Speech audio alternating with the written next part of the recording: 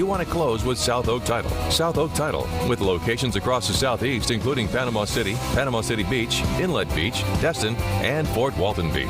Visit them online at southoaktitle.com. Imagine yourself soaking up the sun on a tropical beach, or exploring vineyards, castle ruins, and romantic villages in Europe. You may even adventure to the wilds of Antarctica. Regardless of where your dreams may take you, Haven Destinations Travel can help bring them to life. From all-inclusive vacations to one-night hotel stays, we want to help you relax and enjoy traveling, and let us handle the details. Visit havendestinationstravel.com for more information. In 1964, a gallon of milk cost 49 cents. A gallon of gasoline was only 30 cents, and 97% of all children with leukemia died. Times certainly have changed. Today, thanks in part to research funded by the Leukemia and Lymphoma Society, the 5-year survival rate for the most common childhood leukemia is more than 90%. We've also helped fund breakthrough treatments like targeted therapies and immunotherapy drugs. First approved by the FDA for blood cancers, these therapies are now showing promise for patients with other cancers as well. Funding more than 300 active research programs, the Leukemia and Lymphoma Society needs your support. To help fund the next breakthrough, or perhaps even a cure, go to LLS.org or call 888-HELP-LLS. Go to LLS.org and help save lives, not someday, but today.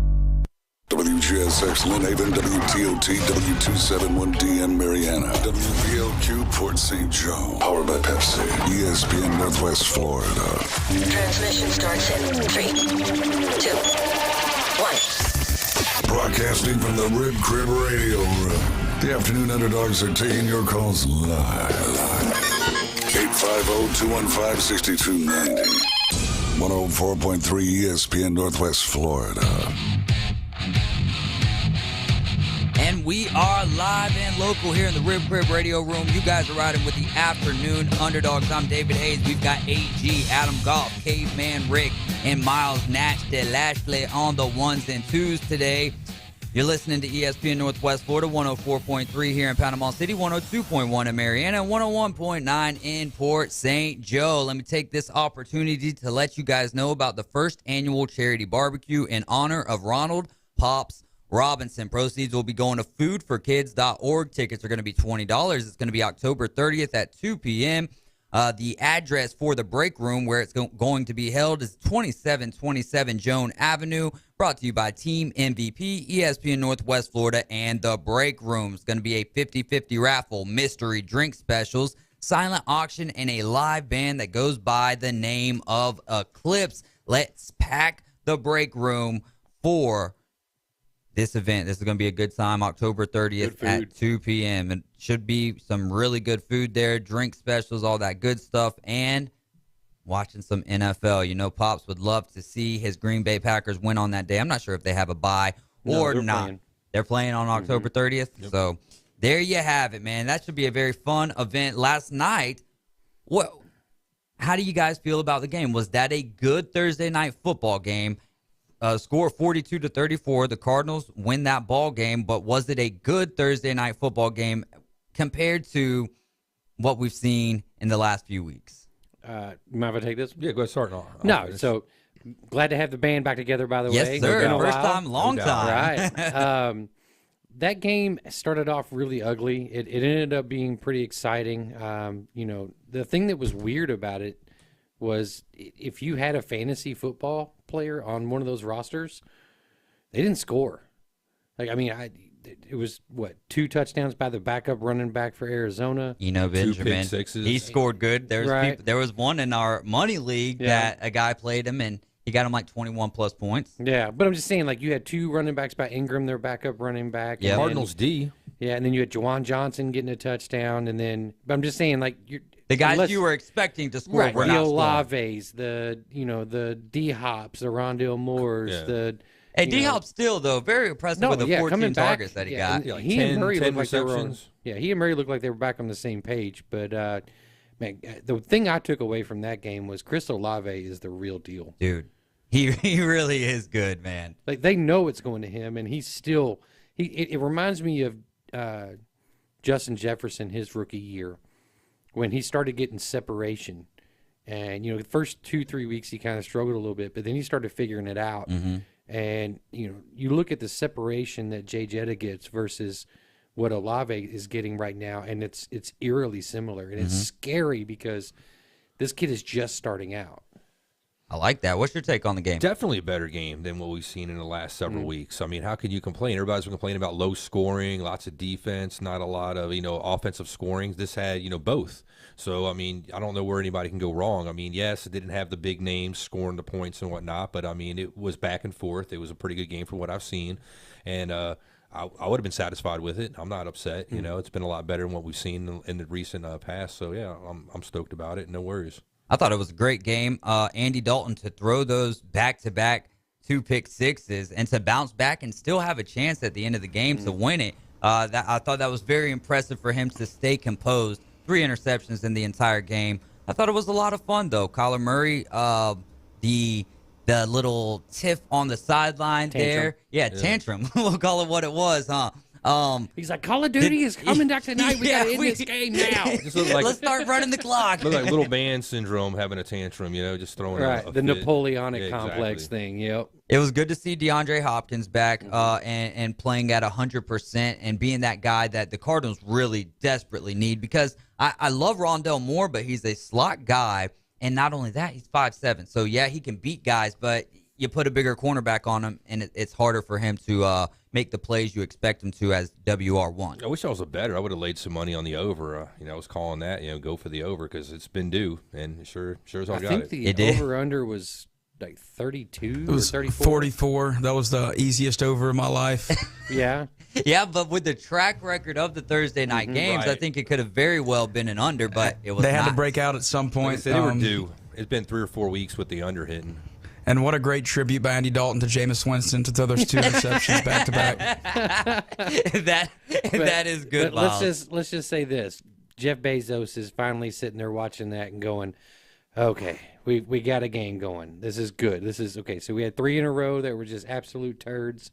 Now we've got a good one, and let's move on from there. That's going to happen, and that's been the history, though, playing on a short week like that. You can't expect these guys to go all out after just 3 days rest a lot of times, so. And it's wild that with the games that we've seen on Thursday Night Football, especially the previous 2, not counting last night, but the 2 before that the NFL was like, oh, yeah, 2023, we're going to bring Friday games to you.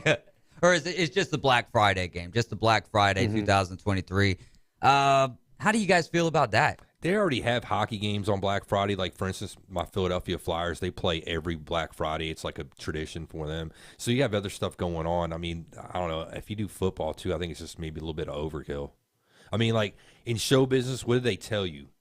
Always, like, leave them wanting more, right? Well, if we start having football, like, every day, I think it's just going to go away. People aren't going to care as much because you're going to have it 24/7.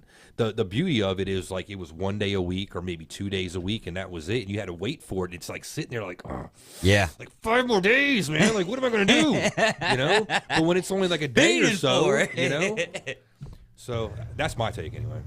I mean, I think football's king. Them having it on that Black Friday, they're taking away ratings from everybody else. They've already done that to NBA on Christmas and around that time.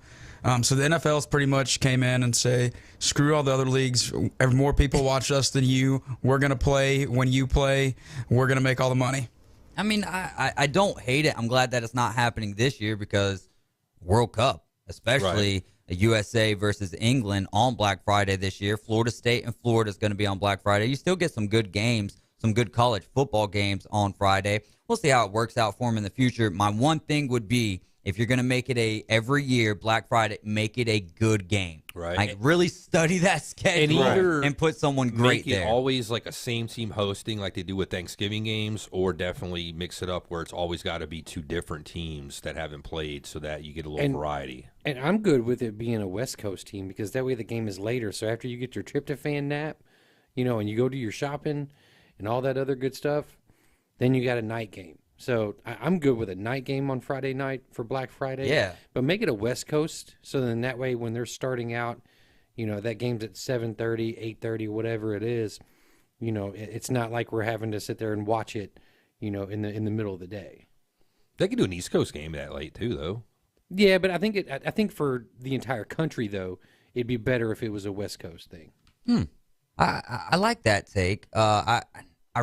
I think what I like more than anything would be it being a consistent team, like Detroit Lions, Dallas Cowboys hosting a Thanksgiving game. So what team do you think would fit in best with a Black Friday You gotta game? do Vegas. Black. I was black and silver. Yeah. Vegas That would be was where I was perfect. at. Black hole, it all kind of fits in, with their kind of mystique. They should do it as the best two to keep these primetime games with good teams, especially if they're going to do Black Friday for the foreseeable future. Should be the two teams with the best records, and they should just flex them in. All right.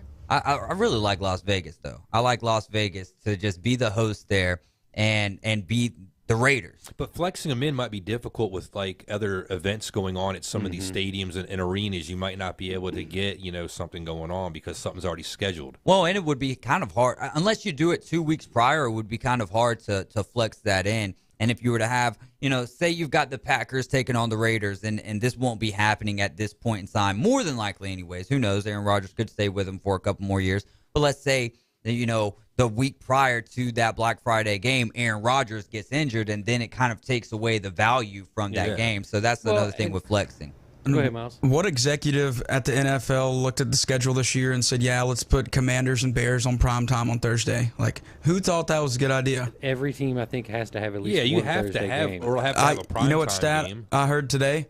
The Dolphins have only been on Sunday Night Football 3 times since NBC got it in the early 2000s. And they're going to be on it this week. Yep, taking this on will be the Steelers. third time ever they've been on Sunday Night Football. That's wild. I think with the Black Friday, what they need to do is in order to be fair, then, because we're looking at, bye weeks starting last week, right?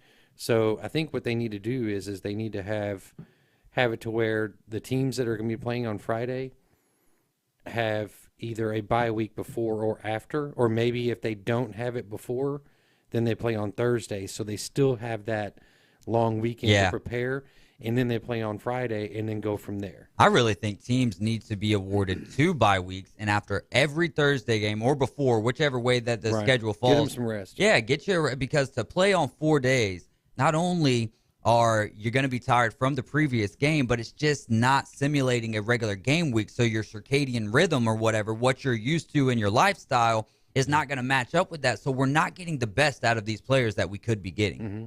Yeah, and that's why they need to less is more, not add more games. And I love sports, so I'm more like we all are. But I have to say that you're right, though. The more that we just continue, but then I go back to 2020 where we had some of those Tuesday games. Yeah, Wednesday games. Bills It was and Titans. It was like, I think what made it even more so awesome was that we weren't expecting it. You know what I'm saying? Because if that was a constant and it was Monday Night Football, Tuesday Night Football, there's Keep That's going with a the lot. action on Wednesdays, and stuff like that. Yeah. And if you do stuff like that, Tuesday would be the only day you really don't have to worry about it because Fridays you do have some college games, a couple here and there, kind of sprinkled in. Last night you had South Alabama and Troy. So, Very low-scoring game so there. So basically, Tuesday's your only real day without football right now. So I'm saying if you do some more stuff, then you're just like every day, and I just think it's like overkill and it just kind of becomes tiresome to a point. Good take there. We're on the radio at 104.3 FM here in Panama City, 102.1 FM in Mariana, and 101.9 in Port St. Joe. We're streaming live on Facebook, YouTube, Twitch, and with our TV partner, Blab TV. Be sure to like and share our Facebook page. Subscribe to our YouTube channel, download the app, and register, all at 104.3 ESPN, Northwest Florida. We're definitely going to be diving into the Christian McCaffrey trade to the 49ers. We've only got 3 minutes here, so we'll push that off till 4:30. We've got Fred Hapner coming up next. They've got a golf tournament going on, and we'll dig into that at 4:15. Elijah Moore, though, in the trade world of the NFL, he's not going to play this weekend after asking for a trade, and head coach Robert Saleh said he's not even going to entertain trading Elijah Moore. How do you guys feel about this? We talked about it a bit yesterday on the afternoon show, but let's get AG and Caveman Rick's thoughts here. I say good for him. Just because you ask for a trade, why should they, do what you ask all the time. I mean, you signed the contract. The team's playing well. I mean, it's not like they're like the normal Jets we're used to. Mm-hmm. So, I mean, what's your problem? I mean, you're getting less You were saying touches. that's the only reason Greeny's doing the show today is because of how good the Jets are playing. He's got something good to talk about, some positivity. You know, if they weren't doing so well, maybe he would have took today off. But, yeah, I just don't see, you know, other than if you got a conflict with your coaches or if you're just not feeling you get enough touches because the ball's being spread around enough and then you're just being a malcontent, then the heck with you. I'm glad he's not, you know, giving in. Unless, like, you can get a hell of a deal and better the team, then move them. You know, if you can find somebody, you know, that's a trade partner that won't hurt you, like in the same division or the same conference, I say maybe do it. But I'm not all about, you know, giving all these players all this empowerment, man.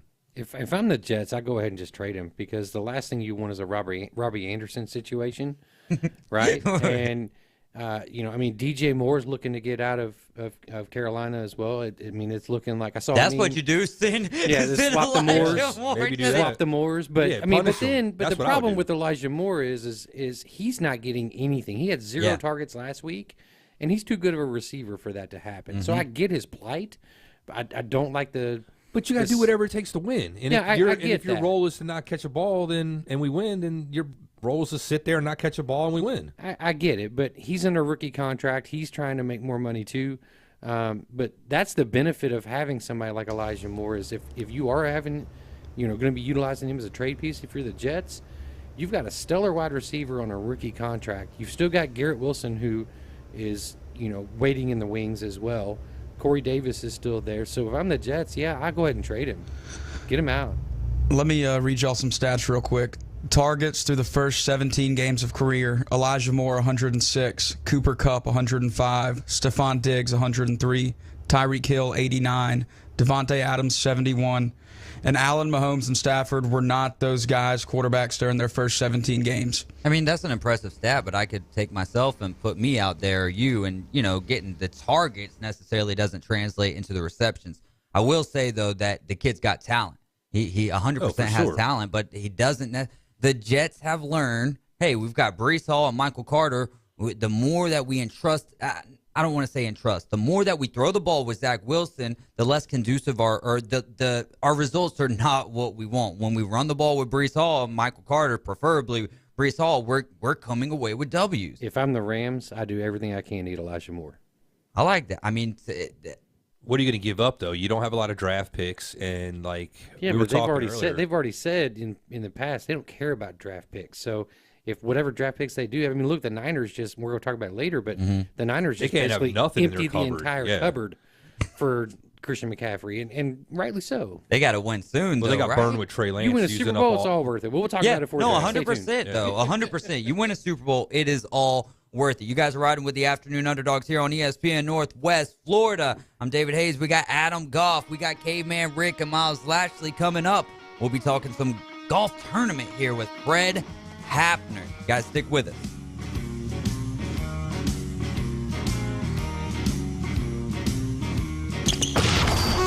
ESPN Northwest Florida, the Paul Feinbaum Show. Me and you had a bet, if you remember, that Florida would go 9-3. I vaguely remember that. Anyway, we bet a nickel, and Florida's already lost 3 games, so I'm going to go ahead and concede to you. But what I want to do with my nickel is donate it to Tennessee's goalpost fund. The Paul Feinbaum Show, weekdays 6 to 10 on 102.1 and 104.3 ESPN Northwest Florida. My forecast overnight, mostly clear skies, about 45 to 52, light east wind. We'll get ready for a nice weekend. Saturday and Sunday is going to be mostly sunny, about 75 to 80, comfortable winds and humidity, mostly clear in the low 50s Saturday night. Enjoy the weekend. This weather forecast has been brought to you by Mid-South Lumber, the best little lumber yard in Panama City. For 104.3 and 102.1 ESPN Northwest Florida, I'm meteorologist Tim Root. Guys, remember the days when romance in the bedroom was always like this? But these days, maybe it's more like this. It's true. Well over 50% of American males experience some kind of erectile dysfunction after age 50. But thanks to Juvenate, we've been turning back to with 2 Panhandle locations, Panama City and Santa Rosa Beach. Go to juvenate-wellness.com or call 850-348-1293. It's true. 52% of men over the age of 50 experience some erectile dysfunction. If you struggle with ED, you're not alone. Juvenate's state-of-the-art therapy reverses ED without pills, without drugs. And Juvenate's success rate is better than 94%. That's better than the pills. Call today for a free confidential consultation. There's 2 area locations, Panama City and Complete Wellness in Santa Rosa Beach. Just search Juvenate with a J on your computer or smartphone. Hi, it's Coach James Hale. Keeping your car looking great is easy as 1, 2, 3 at Blue Sky Express Car Wash. By joining their monthly wash club, you'll get the best bang for your buck. And just 2 car washes, your monthly membership pays for itself. Don't miss the summer deal where all your monthly memberships are 50% off on your first month, starting at $9.99 a month. Become a member today at Blue Sky Express Car Wash on Bat Beach Road, right next to Home Depot. Tell them Coach Hale sent you. In your face. Questionable calls all over the NFL this year. On the field. To quantify, to put a value on momentum, you can't do that. And in your radio. Hashtag NFL Rig. Now back to the Afternoon Underdogs. Live from the Rib Crib Radio Room. ESPN Northwest Florida. Yes, sir. We are live and local here in the Rib Crib Radio Room, and this is the Afternoon Underdogs on ESPN Northwest Florida. We've got Fred Hafner in the building with us here. So this is for the 5th Annual Advocates for Children Golf Tournament, brought to you by Jason Benson, Emerald Coast Civil Construction. The tournament's going to be Friday, November 4th, and the registration starts at 7:30 in the morning there for a shotgun start at the Panama City Golf Club there in Lynn Haven. It's going to be a 4-person team select shot with handicap. First, Fred, how's it going today? Good. It's doing great, man. It's great to have you on with us. So are we still looking for teams here, or are you guys filled up? Yeah, no, we're hoping to have between 20 to 25 teams. Right now we're right close to 20, so we're just about where we want to be. But, yeah, we still got room and for anybody that wants to play. In fact, I was going to ask, man, if ESPN wants to put in a team, if you got 4 guys. Randy, let's go. I'll play. Yeah, that's I'm what all for it. Actually, I figured that it might be too late at this point, but we were talking about it because that Friday we could put together a 4-team squad, and then I've got the Mosley Choctaw game to call that night. So yeah, let's get 4 you guys and get you signed up and play that morning. We'd love to have you. I like that, man. Yeah. All right, so let's make this happen. So Fred, tell us what the, not just the tournament here, but what this tournament is benefiting. All right. So I actually work for the Guardian Ad Litem program, which we advocate for kids that are abused and neglected in the community. We're a volunteer-based program, so we rely on volunteers, but we also have staff. And our role is to visit those kids and check on them, and then eventually make recommendations on to the court on what we think's in their best interest. Now, where Advocates for Children come in, that's the nonprofit side that raises money to do things for the kids that are then in the system. And some of the things we do, besides help out with clothes and shoes, we like the kids to get involved in as much normalcy activities as possible. So we pay for gymnastics, karate, football, soccer, school field trips, band stuff, all that kind of stuff that costs money. Yeah. That we want the kids to be involved. We don't want these kids to be left out if possible. So we certainly realize all the other folks that are involved with these kids as well too can't do it all. So we try to do our part. And that's what Advocates for Children is to help support those kids, help them do things that maybe other kids get involved in as well too. Right on. So is this Bay County? Yeah, we actually cover 6 counties. Oh, wow. Yeah, the circuit is a 6-county circuit. I mean, primarily our biggest county is Bay County, of course, sadly, where we have the most kids that are involved. But we cover Washington, Holmes, Jackson, Calhoun, and Gulf counties as well, too. Okay, so I was going to ask you, how many kids are we talking here? We're involved right now with 650 kids that we're assigned to. And those are kids, sadly, that have been physically abused, sexually abused. A lot of our cases deal with homes where there's domestic violence, drug and alcohol going on. And so when the Department of Children and Families gets involved, the court gets us involved, and that's how we start out. So besides just this golf tournament and things that you guys do for fundraising, is there any other ways that people can help out if they want to? Yeah, I mean, sometimes we collect toys at Christmas. We have a big toy drive. We like to give out toys to foster homes and relatives that have the kids, that type of thing. We could do a Pack the ESPN van. Yeah, that would be cool. That would be really good. Yeah, I mean, you think about it. A lot of times the children are removed from their homes and they're placed with relatives. And all of a sudden, maybe a grandma or grandpa or an aunt or uncle all of a sudden has 3 or 4 kids. asked to take on. And of course, there's expenses to go with that. So there's clothing them, and it's activities, and it's birthday gifts and Christmas time and all that kind of stuff. So that's where we always try to help out if we can. It's awesome. It's amazing. Yeah. Thank you. Yeah. No, it's a rewarding job. Sadly, it's probably a job that I'll never work out of because it'll probably always be a neglect and It's abuse bad going that you on. have to have that job. It is sad. Right. It is sad to see that. With a lot of the fentanyl that's gotten into the area again too, we're starting to see. I know Sheriff Ford has been talking about that a little bit, but we've been seeing some of those cases come as well too. But we're trying to do what we can to help out the kids. I'm loving the sports side of it as well, right? Yeah. Because it does provide that normalcy that they get in this routine or the sad situations that they're in, and so normalcy doesn't come to them as prevalently or easy as a lot of the other kids who have the parents still in the household. So I love that you guys reach out and do things like that with them, especially the karate and stuff like that. Because Teaches now, discipline, you're teaching hard them. work, and being accountable for yourself too. Yeah, it's open doors for some of the kids as well too. Sadly, not everybody's raised like maybe my kids were raised and stuff like that. So they actually may get to experience some things they didn't get to experience. That doesn't make a parent any worse or better or anything like that. I'm just saying it may open some doors as well for kids to experience. Maybe they wanted to play a sport. They couldn't do it before. Well, let's see if we can get them in there. Gymnastics, a lot of the kids. And then maybe you can break that cycle of what's going on with the household or whatever. And I like what you said about the discipline aspect. My kids grew up in sports. I think it's been huge for them. Sure. The activity gives them something to do, and they're focused on that instead of maybe getting in trouble and doing other idle things. hands. Yeah, and you got coaches and people that they have to learn responsibility, and coaches can be a mentor as well, all those type of things. So I think it's always a big help. And teamwork, though, because Teamwork, I mean, teamwork is such a huge part of society that I think people just they lose focus on that sometimes, and everyone wants to be the alpha dog and all of that good stuff. And it's like sometimes, we've got to play our own roles so that maybe the shine doesn't come down on us, but at the end of the day, we're involved in the process. Yes, exactly. And the Bay County's been great about that too. I'll say one thing about this event. Of course, you've mentioned some of the sponsors we have on there, but man, anytime there's a kids event here in Bay County, folks, you ask them, and they can't do everything, of course, but a lot of them say, yeah, man, how can I help out? Let me figure out what I can do.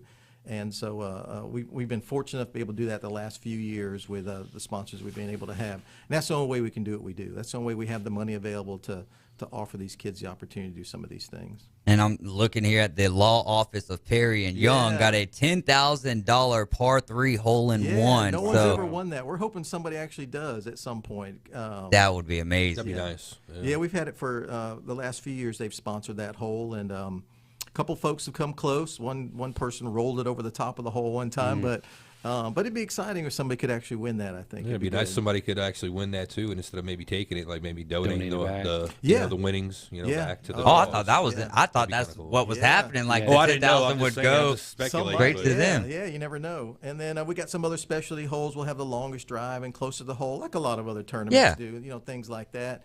And so it just kind of makes it exciting. We try to make it a fun, exciting day, so folks will say, "Hey, next year you're having this again. I want to come back." Are you selling mulligans for the ESPN team? Well, actually, included in the fee, which would cover you guys, is everybody gets 2 mulligans. Nice. And we do it. We try to make it a little bit of a competitive tournament, so everybody just can't buy unlimited mulligans and you're birdie in every hole, even though somebody might birdie every hole. Because Miles plays with a mulligan per hole. Oh, does he? And he has a foot wedge. Oh, okay. Well, whatever works sometimes. Yeah. But so everybody automatically with the entry get 2 mulligans. Okay. And so that's 8 per team. And so we get handicaps. We ask for people for their handicaps, and so there's a percentage of that when the winning teams are announced. So we try to make it a little bit competitive if we can. Nice. Yeah. Now, it's fun. do teams need to call Doug Quilling, the tournament director, ahead of time, or showing up at 7:30 at the country club? Yeah, we need to know who's going to be there because Gotcha. there is a certain number that they can handle at the clubhouse. And like I say, there's still time. We put a cutoff date of October 24th. Maybe we could extend that a little longer. So folks, hey, I heard about it last second. Can I still get in? But yeah, if they could contact Doug or the Gmail address at Child Advocates for Kids, that's FOR Kids @gmail.com, if they wanted more information, or call Doug Quilling, who's really the tournament director on that. But yeah, there's still time to we got a team in today that wanted to enter, so we got them in, and there's still time to do that. So we're looking for them. We want folks to come play and experience fun and enjoy it, have a good time. It can be frustrating, if you put in the sand a few times, but it's fun to come out there. That's the beauty of golf, isn't it? Yeah. Come and watch, not just play. Yeah. Spectate, Yeah, and then maybe donate. Yeah, it's a good day. We're expecting probably about 100, anywhere from 80 to 100 golfers out there. Wow. And then we'll have a few volunteers out there helping out, that type of thing. So maybe there's a couple special things going on as well too. But we got breakfast for them in the morning by McDonald's. Yeah, that's what I was about to go over. Because if you are interested, if you're out there listening and you're interested in this, get your 4 people combined. It's $125 per person. It's going to get you a round of golf, breakfast provided by McDonald's, lunch provided by Rudy's Barbecue, 2 of those mulligans, 3 raffle tickets, and you can also purchase more of those the day of the tournament, and a goodie bag. So there's going to be prizes for first, second, and third place finish. And like Fred was saying, closest to the whole men's and ladies' longest drive. Yep. So I think it offers a lot out there to come, folks, if they want to come be a part of it. So if they want to get up with you about not just a tournament but also donations, what's the best and most ways to do that? Our office number, where Guardian Ad Litem is located, is 850-747-5180. That's our office number. Okay. So if somebody wanted to know more about what we do, they want to volunteer. Hey, I heard you say something about volunteer, and man, we need volunteers because that's who we rely on a lot to visit the kids and check on them. And when we don't have enough volunteers, our staff have to take up that torch, but we rely on volunteers to do that. Yep. Let's learn a little bit more about Fred here. So you're a big Florida State fan. Yeah. I've been a season ticket holder, and I go way back when the days when they weren't very good. So how are you feeling about the season to this point after the last few years of struggles? Then you start out 4-0, then the 3 consecutive losses, but they weren't terrible losses. No. So what's your thoughts here? I think one more win they could at least have. I think the NC State game was a definite winnable game that we should have won without a doubt. The other 2 were winnable. Maybe not Clemson. That was maybe a little lopsided than people think. But Wake Forest, I think, could have been a win. But NC State. So I think they're pretty close to where they should be. I like where they're going with Coach Norvell and the team. You can definitely look from this year to last year. They're definitely an improved team by far. Just the competitiveness and the athletes they have on the field. So it's positive. I think 5-2 would be great. 4-3 is not quite as great. But if it was 5-2, I'd be right there. Are you feeling the difference in the environment year by year at Doak? Yeah, this year especially. Some of the home games, they haven't really sold out. We've had, I know, 1 sellout, and I know Florida's going to be a sellout as well already. And so just the atmosphere around the stadium has been totally different. I think if you got an exciting team and a good product, they're going to come. And if they're hopeful, and they have, and folks have shown up, and it's like the old days almost a little bit. Not quite, but almost. It's almost getting there, though. Almost getting there. Some of the atmosphere, yeah. And a great environment from what I saw from some of my buddies that were at the game, even at the Clemson game. Oh, yeah.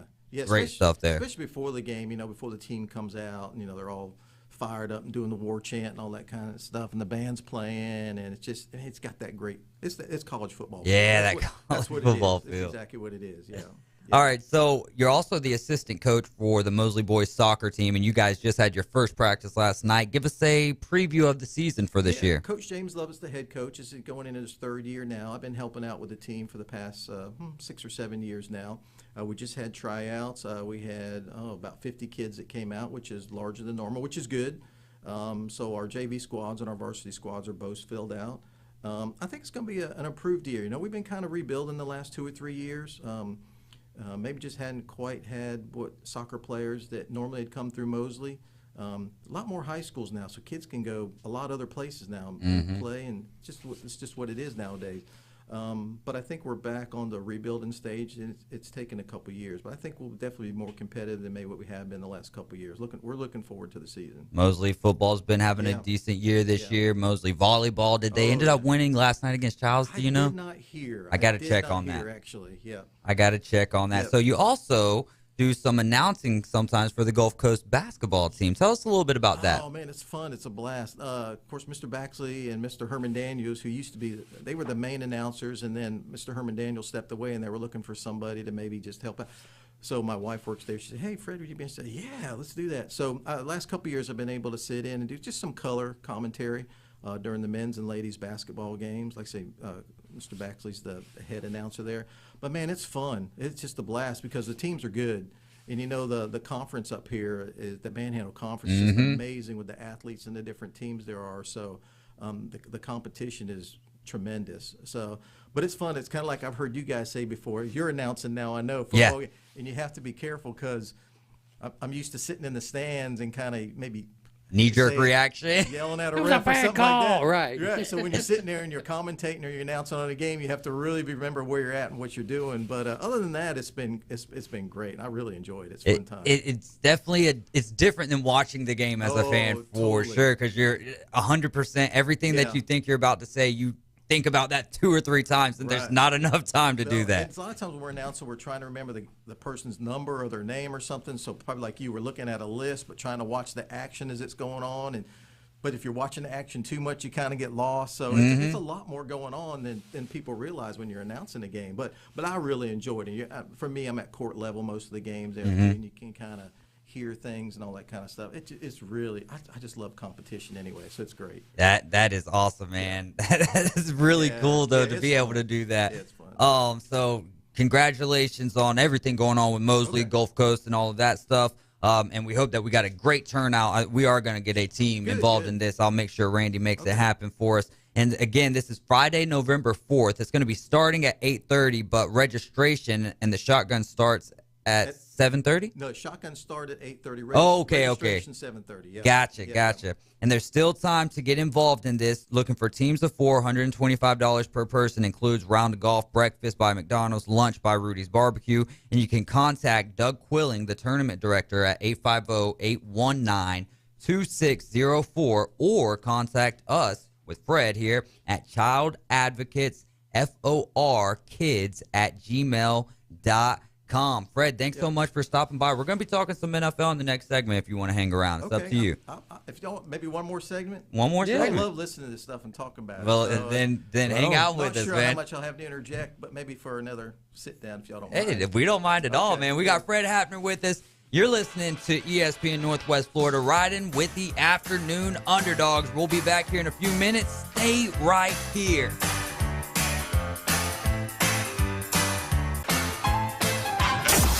ESPN Northwest Florida. I don't like the way you say Jaguars. I'm sorry, let me rephrase. What do you think the line is for Giants-Jaguars? Jaguars. There's no I in that word. It is the Jaguars. Look, no one says Jaguars. That's not yes, they do. It doesn't exactly roll off the tongue. Bubba, help me. I can't do it, right? I mean, I can't not hear that. Yeah, it's I can't. Every time he talks, there's something that he says that's insane.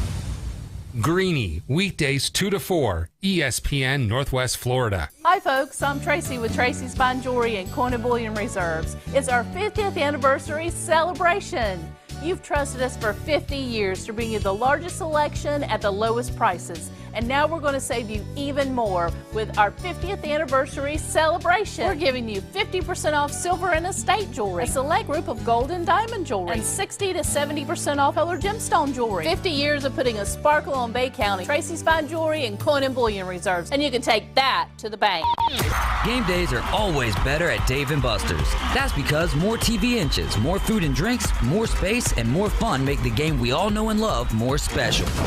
Nothing beats seeing your favorite team take the field on the two 12-foot big screens or 26 75-inch TVs. Throw in the arcade experience and you've got a winning atmosphere that no other sports bar can deliver. Follow the fun at Dave & Buster's, Panama City Beach on Facebook and Instagram. Eat, drink, play, and watch sports at Dave & Buster's. Tired of being overcharged each month for health insurance or finding out you still have significant out-of-pocket costs from copays or deductibles when you do go see the doctor? Hi, I'm Kevin Shady with KHS & Associates. Our independent insurance agency has helped individuals, families, and even small business employees lower their health care insurance costs with no copays, no 80/20 coinsurance, and no deductibles unless you're hospitalized overnight. Call or text us at 502-386-1128. That's 502-386-1128. What's that grin about? I just took a load off my staff by hiring Fresh Start Cleaning Services.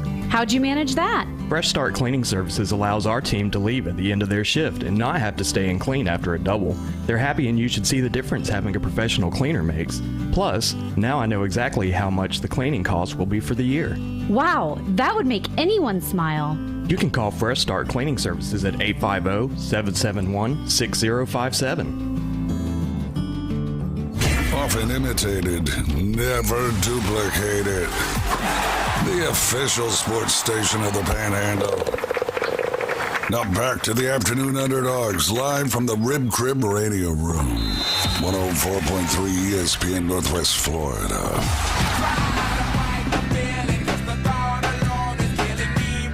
All right, we are back here in the Rib Crib Radio Room. It's the Afternoon Underdogs on ESPN Northwest Florida. We've got Fred Hafner still with us here. He's the circuit director of the Guardian Ad Litem office. Thanks for staying for another segment with us. This is going to be a lot of fun here. So first, let's start with Fred's favorite to win it all. Who's the best team in college football at this point of the season? We talked about this a little bit yesterday morning on the morning show too. A little bit. They went through their top 6, but I would say right now, for me, I think it's Georgia, and I picked Georgia because of their defense, and one of the defending champion because of their defense, and I still think defense gets you to a title. And to me, they've got the best defense going right now, and plenty enough offense. So I think at this point right now, to me, Georgia. Okay, man, Rick. I'd probably agree with them, and I'd go with Georgia as well. Close second behind them, probably like teams like Ohio State and Alabama, but Georgia right on top. And like Tennessee's, Tennessee's got something to say about that. But again, I mean, you got to see maybe, another handful of weeks, 4 or 5 weeks, if they're still playing the same way, then I'd probably jump on that bandwagon a lot quicker. But, we've seen how things happen in the past for Tennessee, so got to show me. AG. For me right now, it's Michigan. I like this is a hot take right here. I like what they're doing right now with their ability to run the ball. I like what they're doing defensively. If McCarthy can stay poised, not turn the ball over, and just make a few plays here and there, Ohio State better be ready because Michigan is going to be ready. Everybody's kind of, Michigan's kind of flown under the radar all year, just like they did last year. Mm-hmm. And they're doing their thing. I think if you look at that Michigan-Ohio State game coming up around Thanksgiving, you're going to see a Michigan team that if they're undefeated and they win out, you're probably going to be looking at a Michigan-Ohio State like 2 of the 4 in the playoff. How wild would that be? It would be good for the Big Ten, right? Their top 2 teams being into the college football playoff. I know the world doesn't want to see 2 more SEC teams in the college football playoff, so we'll see how that all shakes out. I mean, they're setting themselves up well to have that. The SEC is with Ole Miss sitting undefeated, Tennessee, Georgia sitting undefeated, Alabama right there with 1 loss. Miles, to you, who's the best team in the nation right now? I got to go with Tennessee. I think their offense is just so powerful. They don't have their best receiver back yet. I know AG's about to say something, but Tennessee doesn't have their best receiver back yet. I think they have so much offense, they can beat anybody with having a subpar defense. I'm going to point you right back to Fred here. The defense is the defense is, to me, the neutralizer, right? You can have that great offense, but until you run into a great defense, and let's not forget, Georgia's offense isn't terrible. You know what I mean? They look good the last 3 weeks, though. They looked good the last week. The mailman has not been delivering. When you're winning 55-0, you don't got to. Kent State. Huh? Kent State. Kent State, I'll give you that. Missouri. I mean, I'll give you Kent State. I'll give you Missouri. But I'll also say they're just coming off of a national championship. I think they're getting bored. Yeah, I think that's what it is. Complacency. Complacency. But also when you're playing in those games, and it just seemed like in that Kent State game specifically, Georgia knew they were going to win the whole time. Georgia knew they were going to win that game. Now that is not a very conducive way to go about winning football games.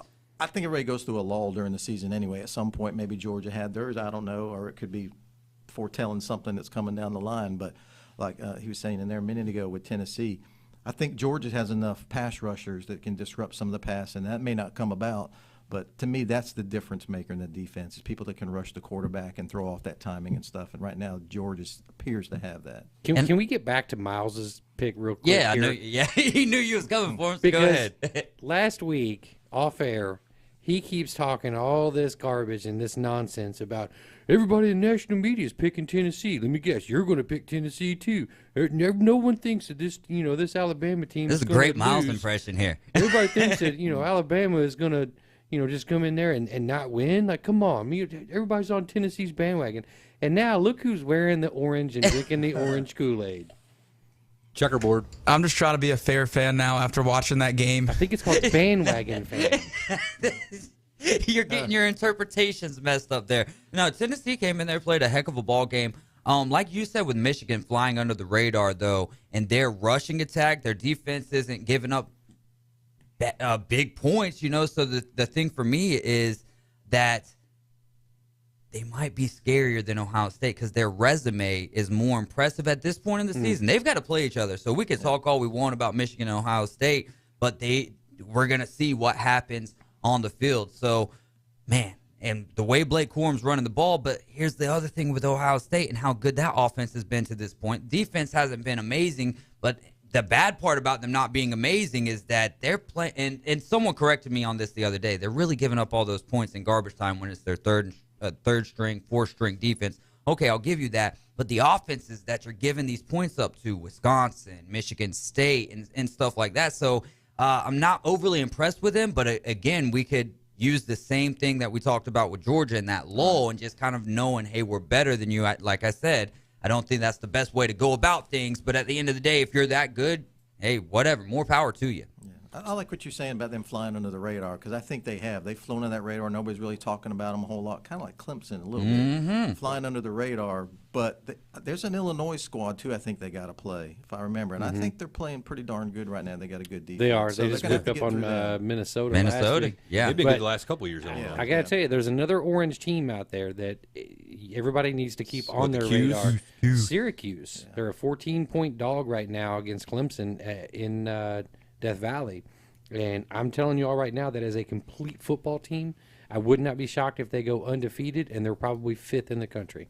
I read that even if they did go undefeated, and a lot of dominoes will fall along the way, the All-State playoff predictors got them with a 46.6% chance to make the playoffs with an undefeated season. That's what I'm saying. With a Clemson win on your resume, I think that's low. If you go undefeated, your chances should be a little higher. And I hate to say this as an Alabama fan, but UCF in 2017. It's brand, it's resume, it's what you've done in the past, and that people are just living on that. Just like right now, a lot of people are buying, like, I don't want to change gears and talk about, like, NFL, but the Jets, because people are, like, recent memories of the team being very bad, and now it's just like, yeah, I mean, they're just not trusting what they're seeing on the field. Yeah. And Syracuse is one of those teams. I know Florida State's got to play them here, and I think it's a couple weeks or so. I think we got to go up there and play Syracuse them, is tough, especially at home. In that dome, it's a tough place to play, no matter what the record is. But if they get through a couple of those hurdles, Clemson, of course, then man, I don't know. I just don't know if those folks would put them up there that high or not. And that's why I said I think they'll go undefeated and finish 5th. Like, I don't think they're in the playoffs. Yeah. And then that's what's crazy. That is, it would be wild. Because you're going to have like a one-loss either Ohio State or Michigan or Alabama team that's probably going to, take that spot from them. But if Clemson goes undefeated on the flip side of that, they'll be in there. They're in, right? Yeah. Just because, like you said, with the pedigree and what you've got. Well, we got to get out of here, Fred. It was so great you sticking around another segment with us. Hopefully we'll be seeing you here Friday, November 4th here for the 5th annual Advocates for Children Golf Tournament brought to you by Jason Benson, Emerald Coast Civil Construction. And there's still room for more teams. Give Doug Quilling a call, the tournament director, at 850-819-2604 or contact Children's Advocates for Kids at gmail.com. Child Advocates for Kids, that's FOR, at gmail.com. For Fred Hapner, I'm David Hayes. We've got AG Adam Goff and K-Man Rick and Miles Lashley. We'll be back here. Give us a call, 850-215-6290. 10th caller is going to win a chance to win 2 tickets to the SEC Championship.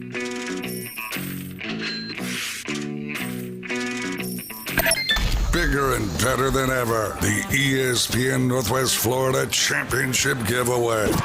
Presented by Buffalo Rock. Your chance to win an all-inclusive trip to the SEC Championship game. Listen for the cue to call weekdays at 7:45 and 4:45. When we tell you, be caller 10 to qualify for the grand prize. The ESPN Northwest Florida Championship Giveaway. With over 65 years of combined experience, Instant Replay Sports Cards is happy to help you take your collection to the next level. They carry all the new hobby boxes, signed memorabilia, and supplies, as well as new and vintage cards. They sell and trade cards and are always looking to buy. They're an authorized source for Topps, Panini, Upper Deck, and Leaf cards. Instant Replay Sports Cards is open 7 days a week at 633 North Highway 231 and can also be reached at InstantReplaySportsCards.com. Excuses are downright irritating and typically a hindrance. Todd Woodall here with Woodall's Total Comfort Systems. Let's put a positive spin on excuses. Woodall's Total Comfort Systems is here to serve you and to be your only excuse for being comfortable. From having a lower utility bill to having a reliable and efficient cooling system, and finally the excuse for you to receive fast, professional, and friendly service when you need it the most. Give Woodall's Total Comfort Systems a call at 850-482-8802 and let us become your excuse for being totally comfortable. Unwind Furniture Company's Leather Gallery Design Center is now open in Lynn Haven. Everything you need to begin relaxing like never before. Their stressless specialist will fit you perfectly in a life-changing recliner or sofa. Unwind Furniture Company is delivering the finest back-healthy furniture to the Emerald Coast. Open Monday through Friday, 9:30 to 5, and Saturdays, 10 to 4. Visit Unwind Furniture Company at the intersection of Highway 77 South and Mosley Drive, where comfort is all about you.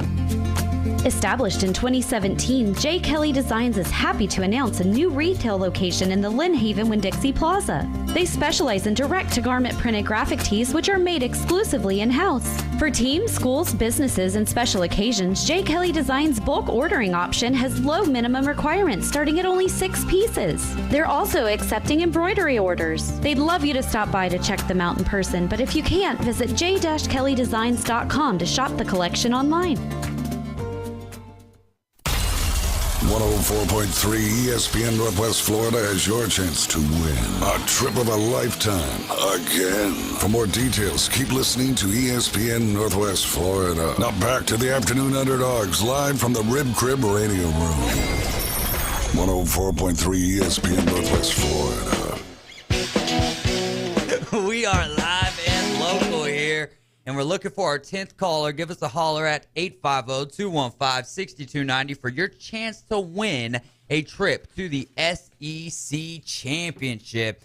Man, that could be – it could be two teams that you really don't expect to play. I mean, there's a – Give me Tennessee, Alabama again. I would love that. I would love that for the opportunity, but then, like, for the opportunity for Alabama as a fan for them to bounce back and win that game. But two, no one who watched that game can say that game wasn't entertaining. Yeah, that game was absolutely. a firework of a game. Doesn't matter who. I'm sure Tennessee fans liked it a lot better, the end result there. And I think that the end result was actually better overall for college football. I think the end result was actually better overall for the SEC in general now, because it shows, hey, the SEC is looking a little deeper than just Alabama and Georgia, and Ole Miss is now in the conversation. How long will that last? I don't know, because I think Tennessee is a better football team than what Ole Miss is. But we got two great head coaches there. And Lane Kiffin for Ole Miss, Josh Heupel's proven like, hey, we're doing this. I think it's a very big benefit that the AD came over from UCF as well over there. And so they've got a good tandem going. That's going to be interesting. Also interesting is last night during the middle of the Thursday Night Football broadcast, which for the first time I watched with a StatCast on Amazon last night. I told y'all it was good. It was cool. It is fantastic. Because it's like watching a live Madden game on TV. It is. I figured you would hate it because it's like having the thing on the hockey puck in hockey. No, I mean, because that's like running the routes and stuff like that. But the Fox tracks puck again. For the record, that was the worst idea NHL ever came up with. That's why I figured you would hate it. But go ahead. But normally, like when ESPN would have their multicast like that, and they've got the StatCast, sometimes you don't have the same broadcast crew, but with the Thursday Night Football on Amazon, it's still Al Michaels and Kirk Herbie. Yeah, and Herbie, and I love their combination there. I think Al Michaels gets a little snippy sometimes with Kirk Herbie. He's like, where's Chris? Yeah. That's kind of funny. We got caller number 10, Arn. All right, who do we have on the air with us? You're riding with the Afternoon Underdogs. Well, I was looking for an interesting program, and I stumbled upon 104.3. Decided to call in. What you got for us? Who do you think is going to be in the SEC Championship? You know who I'm going to pick. Well, say it. I'm in between Tennessee and Georgia in the East, and I think Bama's going to pull it out. I think this, as you've been saying, this loss last Saturday was a shot in the arm. For whatever reason, Bama plays goofy, sloppy ball, and then they get a loss, and it's like a wake-up call. So I'm hoping this year proves to be identical to previous years. And I'm looking forward to Georgia, Tennessee duking it out in a couple weeks. I think Georgia's going to have a little better showing. First of all, their defense is stellar, but they also had them between the hedges. So we're going to see what happens there. But I got Bama winning the East and you got Bama winning Georgia, the East? Tennessee. I mean the West, and either I'll move them. You'll move. Hey, when Texas and Oklahoma come over, that could be the case. And one thing Tennessee's got to watch out for, and Adam was talking about this earlier, I don't know if it was off or on air, but if they get to looking past everyone on the schedule right now except for Georgia, because it's like we beat Alabama, so bring on who the next best big dog, or, the next best is on the schedule. If they get overlooked in Kentucky, they could have a problem there. I do think Tennessee can slip up. They've got to play 100% of their A game. I mean, look at who they've played.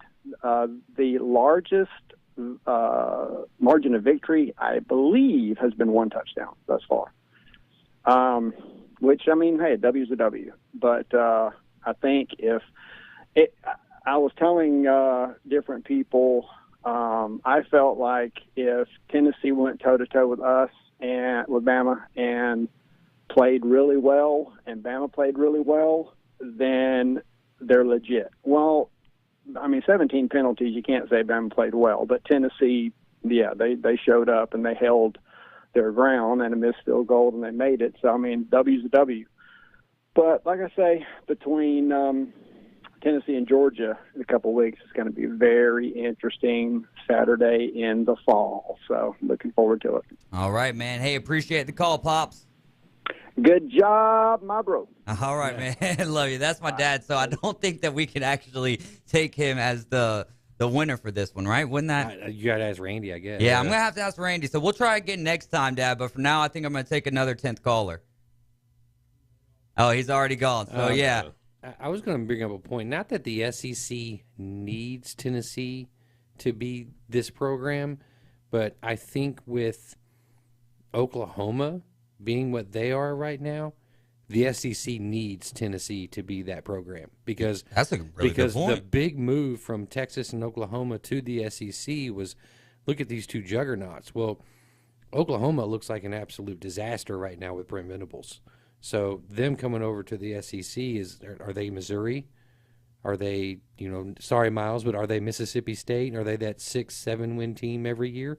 Maybe sometimes it's 5. Arkansas until the last couple of years. Right. So I think the SEC does need Tennessee to be that program again, and they're on their way. I really do think that they are. The question for me on Tennessee is it Hendon Hooker, and then once he's gone, do they kind of fall off because, the defense isn't amazing over there, or is it just a cultural change there for Tennessee? What do you got, Big Orange? Look, this Tennessee team is going to be like the 2019 LSU team. Every single player on that team is about to declare for the draft after the year. They're going to clean house, and they're going to win 6 or 7 games next year.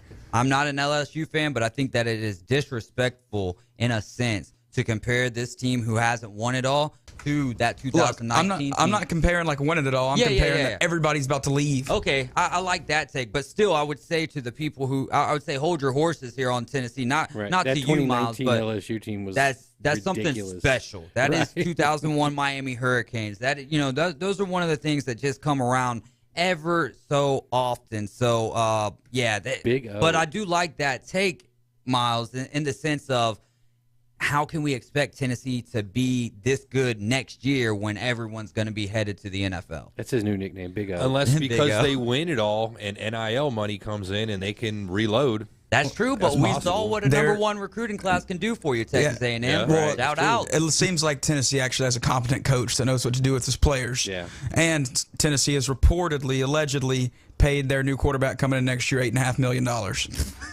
So he should be pretty good. Report from? It's just an NIL deal from the boosters. We don't even know who this guy is. Yeah. I can pull up his name real quick. Undocumented, but I'm just going to throw it out there on the airwaves. Yeah, let's go. Well, that's just wild to me, though. You know what I mean? Like, hey, this kid hasn't even played a snap, and $8.5 million is what he's going to be getting. If this kid's worth $8.5 million, what's Arch Manning worth? Dude, I really don't know. We've got to run to a break, though. What you got? I got his name, Nico Lamaleva. from California. He's from California. All right, man. Well, we'll see if he pops up on the radar in the future. It'd be such a shame to spend $8.5 million on a guy and he just doesn't pan out. You guys are riding with the Afternoon Underdogs here on ESPN Northwest Florida. Coming up next, the second hour of the show, and we'll make our pick for this week in the world of college football. 104.3 ESPN Northwest Florida is collecting relief items for those hurt by Hurricane Ian. We know the impact of a major storm on the local community as our neighbors in South Florida and South Carolina start to rebuild their homes, businesses, and their lives. We're collecting items they need right now. For a list of items and our addresses, go to ESPNPC.com and click on Hurricane Relief America. Sponsored by Event Production, Panama City, Toyota, Blab TV, and ESPN Northwest Florida. My weather forecast for this afternoon, mostly sunny skies in the mid-70s. Water temperature is 76. Northeast wind about 10 miles per hour. Mostly clear, about 45 to 52 tonight with light winds. Sunny in the 70s for the weekend, about 75 to 80 each day. This weather forecast has been brought to you by KHS and Associates, your source for affordable health insurance. For 104.3 and 102.1 ESPN Northwest Florida, I'm meteorologist Tim Root. That boot store reminds you football weather means colder weather can't be far off. Now's a great time to shop for those winter work coats, shirts, and shoes. Janice and Irene, along with the staff, welcome you to stop by and shop for the whole family at that boot store. Remember Joe's motto, always put Jesus first in your life. Open 9 a.m. to 5 p.m. Tuesday through Thursday, 9 a.m. to 5:30 on Friday and Saturday. That boot store. Next to Vilbert Kia on 15th Street, Panama City. Dr. Chad Mitchell, orthopedic surgeon specializing in sports medicine and joint replacement of the knee, shoulder, and hip. He serves our local athletes and our community. Southern Orthopedic Specialist has been the leader in orthopedic care for over 20 years.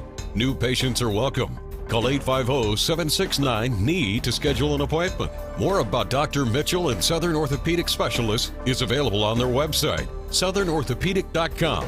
Southern Orthopedic, getting you back in the game. WGSX Lynn Haven, WTOT, W271DM Mariana, WVLQ Port St. Joe, powered by Pepsi, ESPN Northwest Florida. O2 Bar on Panama City Beach offers premium oxygen services that help enhance your mind and body. Enjoy 15 to 60-minute sessions with 95% pure oxygen. Take your experience to the next level with our zero-gravity massage chairs. O2 Bar takes walk-ins and appointments. All veterans, first responders, and service industry employees get 20% off on Wednesdays and Thursdays. Visit our Facebook page for more information, hours, and specials. Relax, refresh, and renew at O2 Bar located in Mirabella Square on Thomas Drive. Live from the Rib Crib Studio. Doing what other stations can't. The Afternoon Underdogs is live and local. 850-215-6290. Always be sure to listen for the dial tone. 104.3 ESPN Northwest Florida.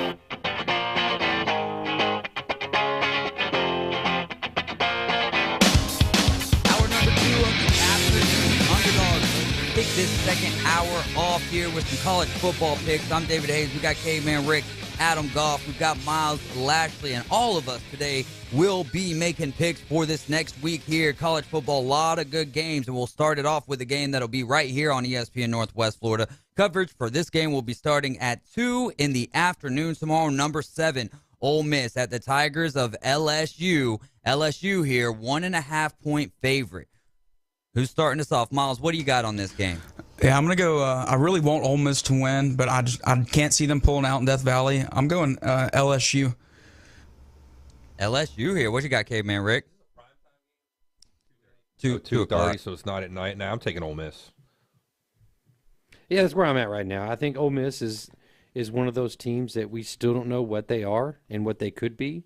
LSU has been so up and down. Even though they're at home, and because they're a favorite at home, I'm going to take Ole Miss in this. See, I want to say this is going to be one of those SEC games, Southeastern chaos here, and LSU could really spoil what the SEC's got going on right now with, on the precipice of possibly having at least 2 teams in. You know what I mean? So I want to go LSU, and something's telling me, that 1.5 could be good, but I don't think LSU's going to win this game. So I'm going to go with Ole Miss, and if LSU does win, I think it would be a 1-point win or a field goal win, which they would cover with a field goal. I'll take Ole Miss in this game. All right, moving on to the next one, a little top 10 battle here over out west. This game will be in Oregon. Number 9, UCLA, comes to number 10, the Oregon Ducks. They're going to be wearing the breast cancer awareness jerseys. In Oregon, they are good looking. Got a nice pink touch on the of pink. front, green on the back, right? I feel like I'm watching an episode of Saved by the Bell with the coloration and all that stuff. It needs to have more of that like 90s color, like the teal and the purple, though. Yeah. That is 90s all over again. Oregon in this game, 6.5-point favorite. I'll lead this one off. If I knew more about UCLA, outside of their quarterback, DTR, playing well, but I haven't sat down and watched a whole lot of their games this year. Now, they had a close battle with South Alabama, who only scored 6 points last night and lost to Troy 10-6. I'm going to go with the home team and Bo Nix in this situation. I'm going to take the Ducks to cover by 7. Who's next? I guess I'll go next. I'm with you, too. I think I'm going to take Oregon. Good thing they're doing with the jerseys, for the cancer awareness and everything, so why not root for them? So I'm going to pick Oregon. I like it. What you got, Miles, over there shaking your head when me and Caveman made our picks? Give me the Bruins. Their offenses look so fun this whole year. Dorian Thompson-Robinson, he's almost 30 years old by now. He knows that offense front and back. Give me the Bruins. Miles, uniform matchup between these two teams? Yeah, is this all time, huh? If UCLA was wearing their baby blues, yes, but they're probably wearing road whites, so I give it a 5 out of 10. 5 out of 10 is not bad. At least it's not a clash. Where you at on this one, AG? Oregon, despite that game, week 1 against Georgia, has looked really, really good. Bo Nix has been throwing the ball a lot better. He's not been throwing pick sixes and things like that. So Oregon at home, it's less than a touchdown. Give me Oregon in this one. All right, moving on to the next game, number 20, and the Longhorns of Texas on the road to Stillwater to take on number 11 in Oklahoma State. Oklahoma State's a 6.5-point dog here. What do you got on this one, Miles? I'm going Oklahoma State. Their quarterback loves to toss it up. He throws the ball all around the place. Great quarterback. And then you got Quinn Ewers on the other side. I think this is a high-scoring game, but I like Oklahoma State plus the points at home. Where you at, Caveman Rick? Yeah, I'm the same way. I like Oklahoma State at home. They've been playing really good football lately. Texas has kind of been of a mystery. They've been kind of up and down. I know the quarterback situation's been kind of shaky over there, too, with Ewers getting hurt. But, yeah, I'm going to take pew-pew, guns up, Oklahoma State. AG? I'm going to go with Texas here. I think Quinn Ewers is just now finally starting to get healthy, coming off that injury. I like what I'm seeing out of that kid. Oklahoma State, I know they put up 40 against TCU, but I don't think they're going to be able to put up 40 against Texas. So give me Texas in this one. I like Texas to win the ball game, but I think Oklahoma. We've seen Texas play in close battles this year. Even when they come away with the win, they're 2 losses, 1-point loss to Alabama, to Texas Tech, just a 3-point loss. I believe that was in overtime or double overtime. I'm going to take Oklahoma State with the points, Texas to win this game. So I'll ride with Caveman on this one. Pew, pew.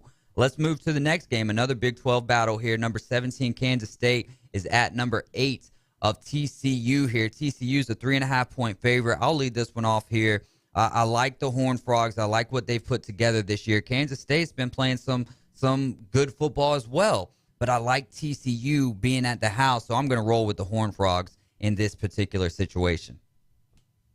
I'll go next. I'll take TCU too. That team's been, covering. That would be a cool name for a university. TCU too. Yeah, and they've been covering. So why not this game? Kansas State. I ain't seen a whole lot of them this year, but TCU's been looking pretty good. So I'm taking TCU. Well, if Kansas State did not throw an interception last week, they're still the only team in FBS without an interception. So I looked at this. I thought it was Kansas, so I took TCU. I'm making a switch right now. I'm taking Kansas State. My man was back there looking at me when I made my pick. He puts up the little horn. My hands won't even do it. He puts up the little horn frog up there, and then he switches on me and goes Kansas State. AG, where you at on this one? TCU's been impressive. This is a night game at home. I think that crowd is going to be absolutely fantastic. I don't think Kansas State is going to be able to put up the points against TCU, so give me TCU in this one. What do you think about this one, Miles? Too much purple? I think this will be a great game. The accent on Kansas State's white road jerseys, the purple accent on that is really going to make it if TCU's wearing their purple or blacks. Okay. I love when you said accent. I just broke up. Like, you know, the laughing. accent on their arms? You Yeah. know what you're meaning, but you're talking like you're Cam Newton over here, or Gianna Versace or something, man. Hey, I like it, my man. I like it. You're classing It's us all right, up though. in here. You're classing up the The underdog. purple accentuates the gray. Right. I like that. This one, what kind of a uni matchup we got in the next game? Number 14, Syracuse at Death Valley of Clemson. Number 5 in the land. Clemson here, 13.5-point favorite. But first, we just might as well just make this a normalcy here. Miles, grade the uni matchup. Too much orange, 2 out of 10. And I'm a big O kind of guy. Let's go big orange. I love that you're riding with it, man. Hey, I love orange. I'm a Flyers fan. I don't think there can ever be too much orange, but Syracuse has been riding really high. I think Syracuse might even win this one outright, but I'm going to, Syracuse. Miles, who you got in the game? I just said I'm big O. Big O Okay. for life. Yeah, but there's two orange teams here. Well, the Syracuse's mascot is a giant orange. All right. The Orange Men. But we were talking about uniforms before, and both of them's got orange and a lot of it. The pronouns. All right, what you got, AG? I'm with K-Man here. I don't think Syracuse just covers the 13.5. I think Syracuse wins this game outright. I'm not ready to say that Syracuse wins it outright, but I am ready to say that they stick within 13.5 points. So I'm going to go with Syracuse I'll go with, as well. Dabo runs down the hill at home and sprains his ankle. Ooh, tomorrow's headlines today. Yeah, right. Good stuff. All right, to the Miles special here. Miles, really? I'm really curious about the uniform grade on this one here. So Pitt is at Louisville. Louisville, 1.5-point favorite at the house. Uniform grade here, first off, is 10 out of 10. This is going to be great on the eyes. But I got to go Pitt here. I think their defense is pretty solid, and I think they're going to stop Malik Cunningham. I want to know what's the grading system like? Like, what are the what's the criteria for you to come up with your 2 out of 10, 5 out of 10, 10 out of 10? Just what my eyes and my heart see. He's like the NCAA basketball committee. It's the eye test. Yeah, it's the eye test. Caveman Rick, who you like in this game? This one's kind of tough for me. I really haven't seen a whole lot of both of these teams. I'll just take the home team, take Louisville. I like that. Yeah, I'm not taking Louisville. And Miles, it hasn't even been confirmed that Malik Cunningham will be back. Brock Doman is making headway, the backup, so it could be a Brock Doman game again. I have no faith in Satterfield in that coaching staff, and the fact that we are favored, I think, is an absolute trap. So give me Pittsburgh in this one.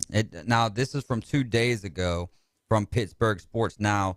Louisville quarterback Cunningham expected to start, but we know that word means absolutely nothing. It's like the salary cap in professional sports. It's still 50-50. 50-50.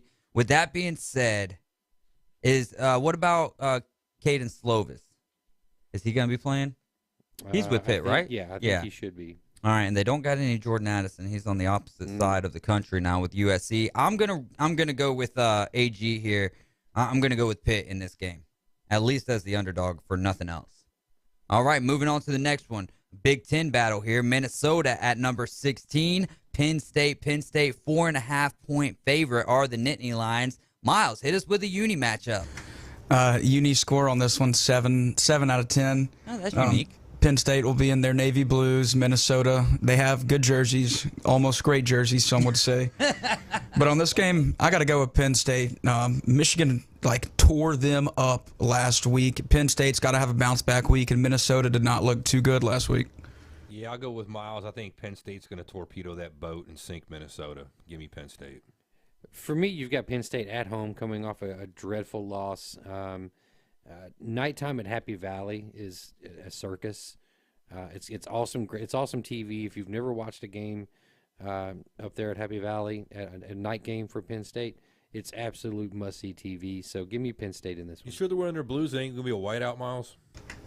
I don't know why they'd have a whiteout for Minnesota, but you never know. If they are, it's still a great matchup. If they are, it's still a great matchup. All right. Man, there's a big chunk of me that really wants to take Minnesota in this game, but I would be afraid that they'd have to win it. And I don't know if they could actually win with Penn State being at the house after being demoralized by Michigan. But Minnesota was demoralized as well. If Minnesota was at the house here, I'm going with with Coach Fleck. I'm going with Row the Boat, and I'm going with the Golden Gophers. But I'm going to go with the home team here. I'm going to ride with the Nittany Lions in this particular instance. Moving on to another Big Ten matchup here, Iowa and the Hawkeyes. They're going to leave the offense at the house, but the defense will be there. They're going to head to Ohio State, where they're nearly a 30-point favorite at 29.5. I'm just going to do this, man. 29.5 is a lot to me. I know that the Ohio State offense is potent. The Iowa defense is good. As I'm saying this, I'm like, are you listening to what you're saying right now? It's so hard. I understand the words coming out of my mouth. Because Ohio State's going to score 30 points. You know what I mean? But is Iowa going to be able to score more than 10? I don't know. Regardless, I'm just going to go with my gut instinct here, and I'm going to take the Hawkeyes of Iowa to stick within 29.5. This game is going to be 55-10 Ohio State. Okay. Iowa cannot score. I don't think they're going to be able to keep Ohio State from scoring in the shoe. This game is going to be an absolute just blowout, probably before the third quarter starts. I like that. I don't see that. I think it's a lot of points to cover. I think if they do get up by like about 30 points or something like that, they may start pulling people, and then you're going to start seeing third, fourth stringers playing the game. That'll help Iowa's chances out scoring. So I think Iowa is going to be able to keep it within the 29, 30 points. So I'm taking Iowa. I'm going Ohio State here. Iowa's jersey, their offense is slow, first of all. They can barely score, and their jerseys make them look even more slow. So I'm going Ohio State. Oh, by the way, with my pick, too, I forgot to mention, since my grandparents are now Ohio State fans, sorry for picking against you guys, Grandma and Grandpa. Still love you. That is an odd switch to go from Notre Dame to Ohio State, though. Right.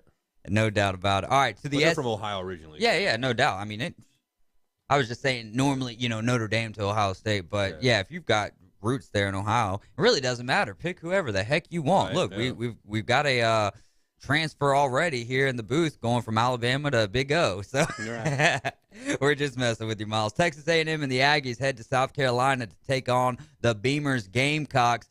South Carolina's a 3.5-point dog, even though they're at the house here. What do you got on this one, Miles? Hit me with the uni matchup and then your pick. I think this is going to be a great uniform matchup. A lot of maroon. Their maroons are pretty similar. It's going to be really good, easy on the eyes. It's going to look fast on television.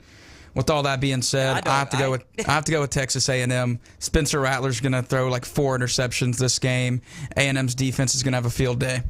All right. Yeah, I'll go with Miles. Spencer Rattler. I mean, the only thing the guy's got going for him is his name. Got a cool name. Outside of that, he's a dud. So Texas A&M, even though they've been kind of a mess, they do got the talent where they should be able to roll South Carolina. So let me take Texas A&M.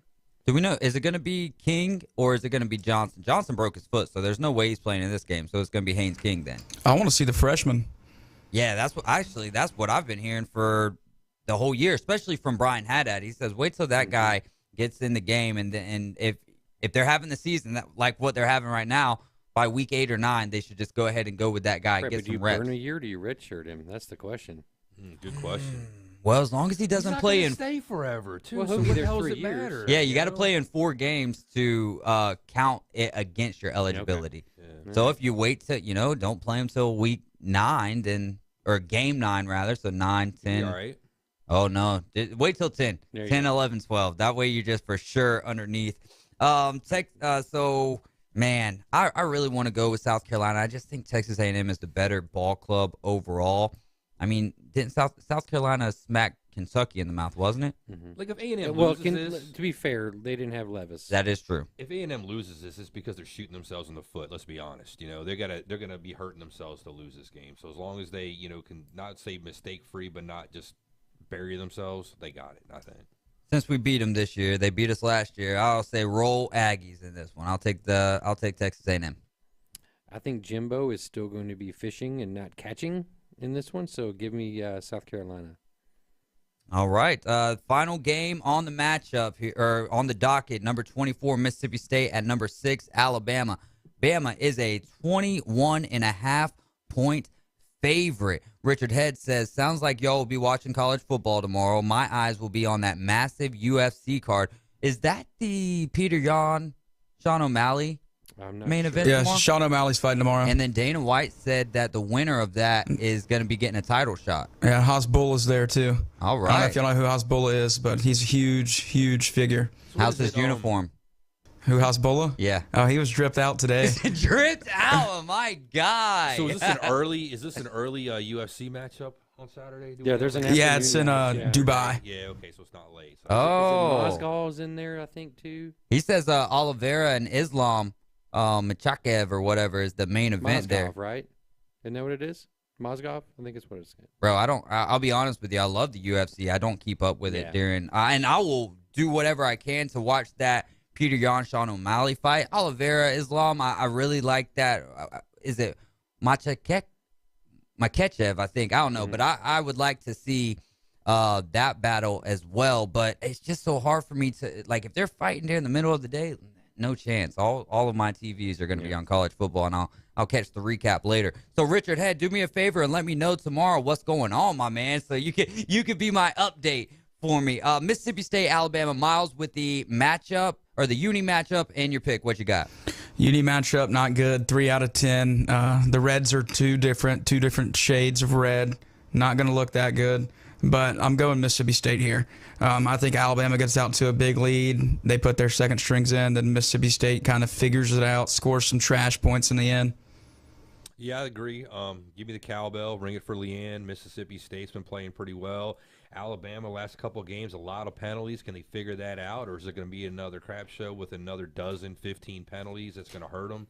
I think because of the way they've been playing, they'll end up shooting themselves in the foot, and Mississippi State will stay within those 21.5 points. Well, apparently Nick Saban has forgotten how to coach defense. If you listen to him, what he said yesterday, not knowing what an I formation is and doesn't know anything about the spread offense. So, so what's in between the spread offense? Well, so what does Mike Leach the I do? formation when he was in high school. So what does Mike Leach do? Right, he has the air raid. So I think you're going to see a Mike Leach led team. It's going to go out there, sling the ball around. Can Will Rogers bounce back from the poor Kentucky performance? I think he can, but I don't think they have enough to win this game. So I'm taking Mississippi State Real to cover, quick, not win. I'm sorry, I'd like to see Mike Leach run some I formation just to be a smart ass and mess with Nick Saban. The goal line, let's go. And not do the air raid, and I think that would be great for TV. Just 57 players of nothing but I formation. Like, we're not even built for this, but we're going to do it. Oh, man. So everyone in here is going Mississippi State. And I think when we put this on, when we put it on, when we picked the games, I was like, all right, I'm going to be going Mississippi State here. But everyone today is going Mississippi State. It makes me want to go Alabama to cover the 21.5. I think the second quarter, Mississippi State makes it a little close, like maybe a 28-14. And I think the rest of the way, though, like my dad said earlier, around 4:45, it's going to be a shot. That loss for them was a shot in the arm. We'll see. Was it a tranquilizer shot, or was it, something to get you up and back at them? You guys are riding with the Afternoon Underdogs. It's going to be NFL and Major League Baseball from here on out. Give us a call, 850-215-6290. We'll be back here in a minute.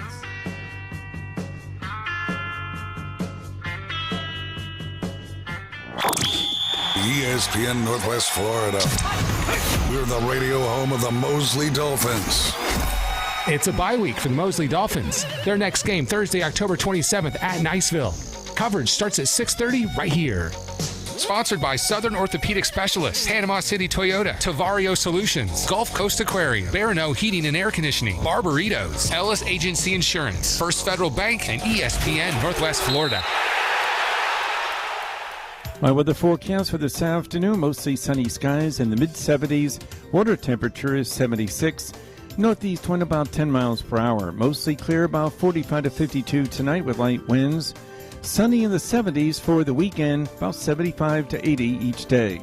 This weather forecast has been brought to you by Earthworks of Northwest Florida. For 104.3 and 102.1 ESPN Northwest Florida, I'm meteorologist Tim Root.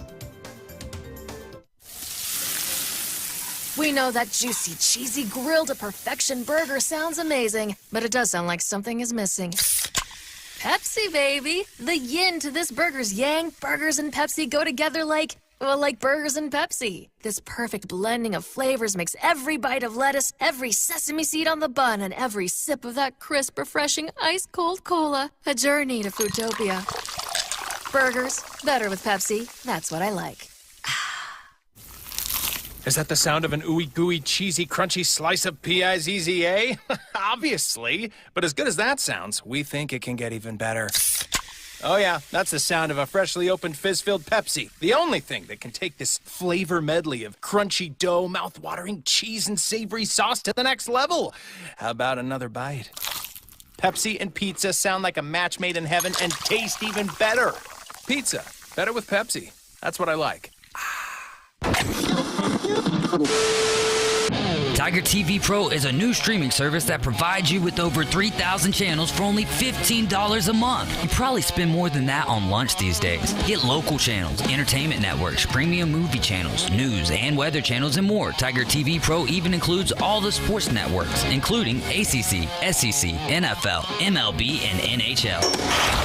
Sign up's easy. Just go to ESPNPC.com, scroll down, and click the Tiger logo. Live from the Rib Crib Studio. From Tyndall Air Force Base to the Hathaway Bridge. We are live and local. It's the Afternoon Underdogs. 104.3 ESPN Northwest Florida.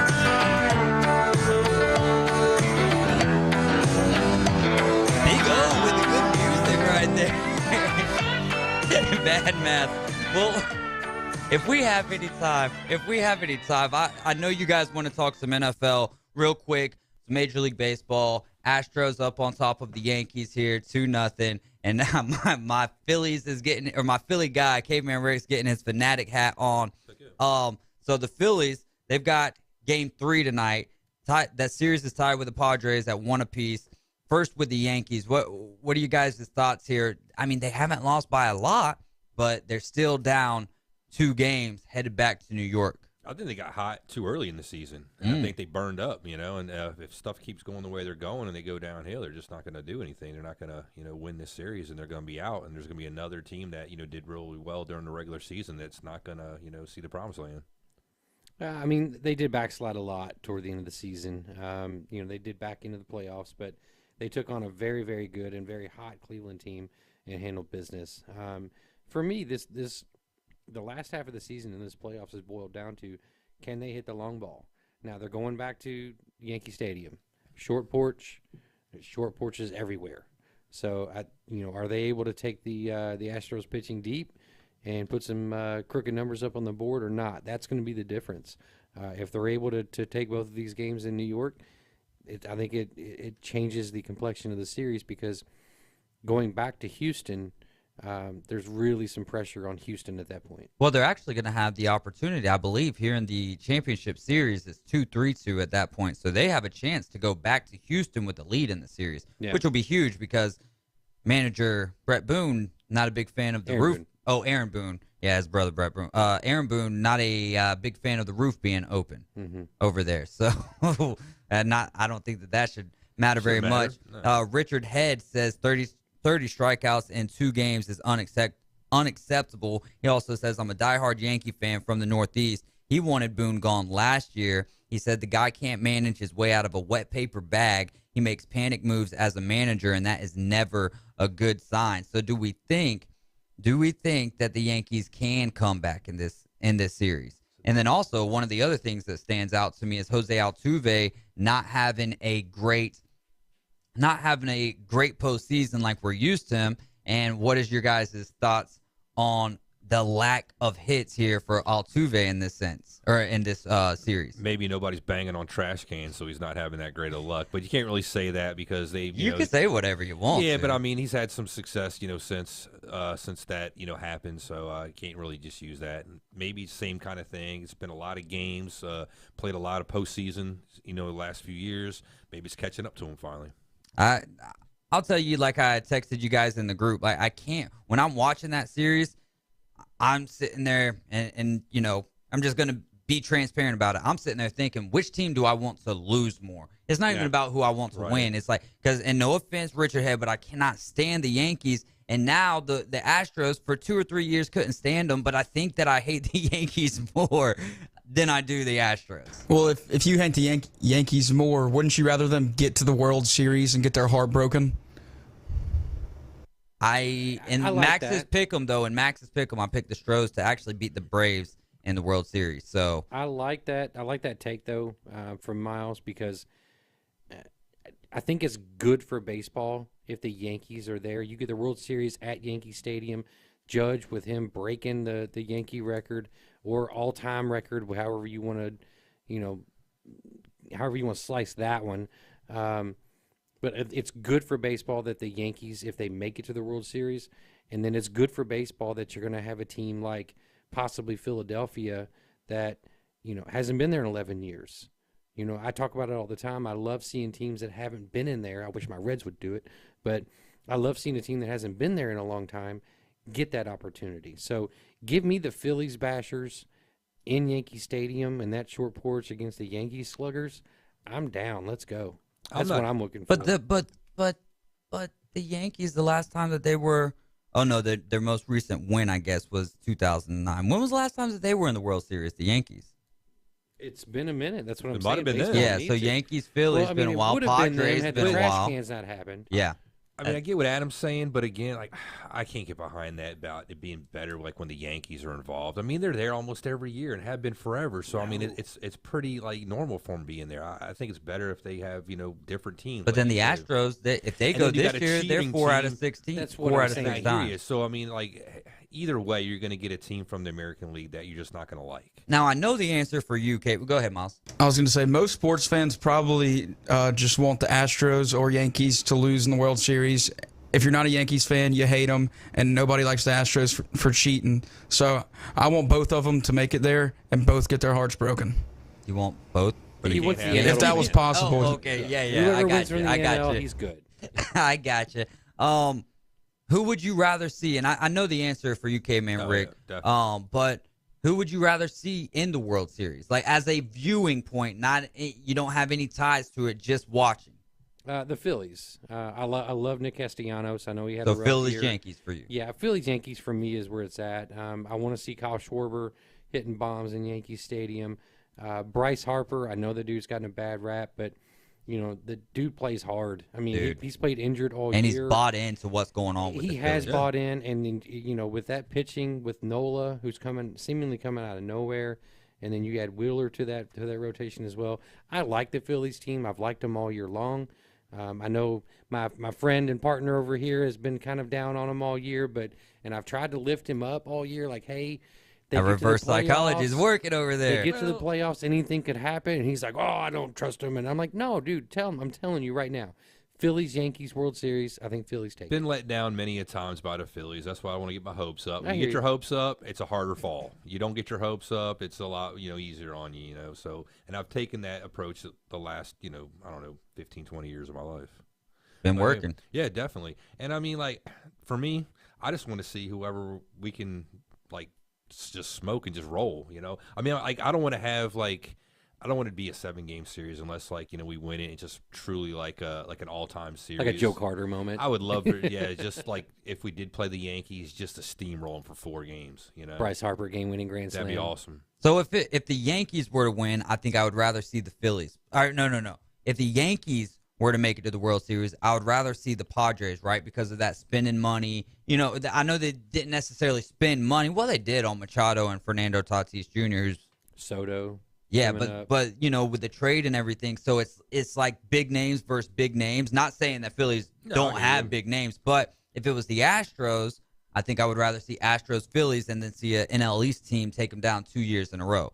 Because I'm with you guys, and American League, whoever comes out of the American League, I want to see the National League beat them. Yep. And it's not like that every year. I'm not like a leaguist, if you when will. the Royals were in it, I was like, Yeah. let's go Royals. Let's do Yeah, this. no doubt. You got Terrence Gore on Well, your and they team. were playing the small ball game that nobody was doing. They weren't Mhm. afraid to lay down bunts, steal bases, move guys, sacrifice, and stuff like that, just to score runs. Which team would you least like to win the World Series? And it comes down to Yankees or Astros.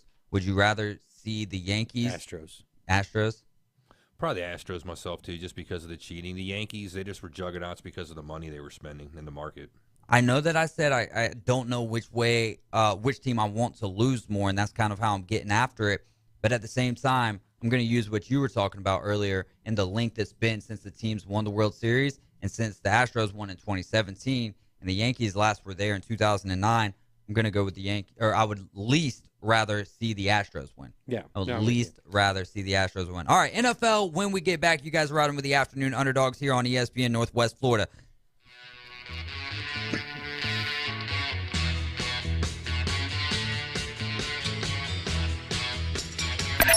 Bigger and better than ever. The ESPN Northwest Florida Championship Giveaway. Presented by Buffalo Rock. Your chance to win an all-inclusive trip to the SEC Championship game. Listen for the cue to call weekdays at 7:45 and 4:45. When we tell you, be caller 10 to qualify for the grand prize. The ESPN Northwest Florida Championship Giveaway. Riptide Power and Softwash is a righteous family-owned and operated business that's ready to transform your outdoor spaces from bad to rad. You'll be stoked with their commercial and residential pressure washing services for restaurants and offices, houses, roofs, sidewalks, decks, patios, apartments, and more. And if your trash can's looking or smelling a little gnarly, Riptide Power and Softwash also offers trash bin cleaning. They even give a 10% discount to all veteran dudes and dudettes. Visit Riptide 850 on Facebook for more info. Hi, I'm Bobby Likas with today's Car Clinic Minute. Wonder why Americans motor on the right-hand side of the road while the English drive on the left? It goes a long way back, but we can thank the French for our right-of-way. I'll tell you why when we come back. The Car Clinic Minute. It's Bobby Likas Car Clinic, brought to you locally by Hewitt Tire and Auto. Call 850-769-7323. Your certified AAA service center and hometown towing. Visit them online at HewittTire.com. On Airport Road in Panama City. That's 850-769-7323. Hewitt Tire and Auto Center and hometown towing. The keep left mentality originated from historic self-preservation. Traveling on the left side of the dusty road gave a horseman's right hand a clear arc for swinging a sword, making defending himself easier. Then along came Napoleon. Since he was left-handed, he changed the system to keep right, based on the same sword-wielding principle. Naturally, any country under French rule also changed, and the U.S. followed suit when we declared independence from Great Britain. As the old saying goes, if everything's coming your way, you're either in the wrong lane or you're in England. I'm Bobby Likas. Like us, you'll love us. Hometown Sports Talk from hometown hosts. People are loving it. We're live and local. Now back to the Afternoon Underdogs. Live from the Rib Crib Radio Room. Are you kidding me? 104.3 ESPN Northwest Florida. No, we are not kidding you. We are live right here from the Rib Crib Radio Room. I'm David Hayes. We got Miles, Nasty Lashley, Caveman Rick, AG, Adam Golf. It's the Afternoon Underdogs on ESPN Northwest Florida. 2 segments to go before we get you to the weekend.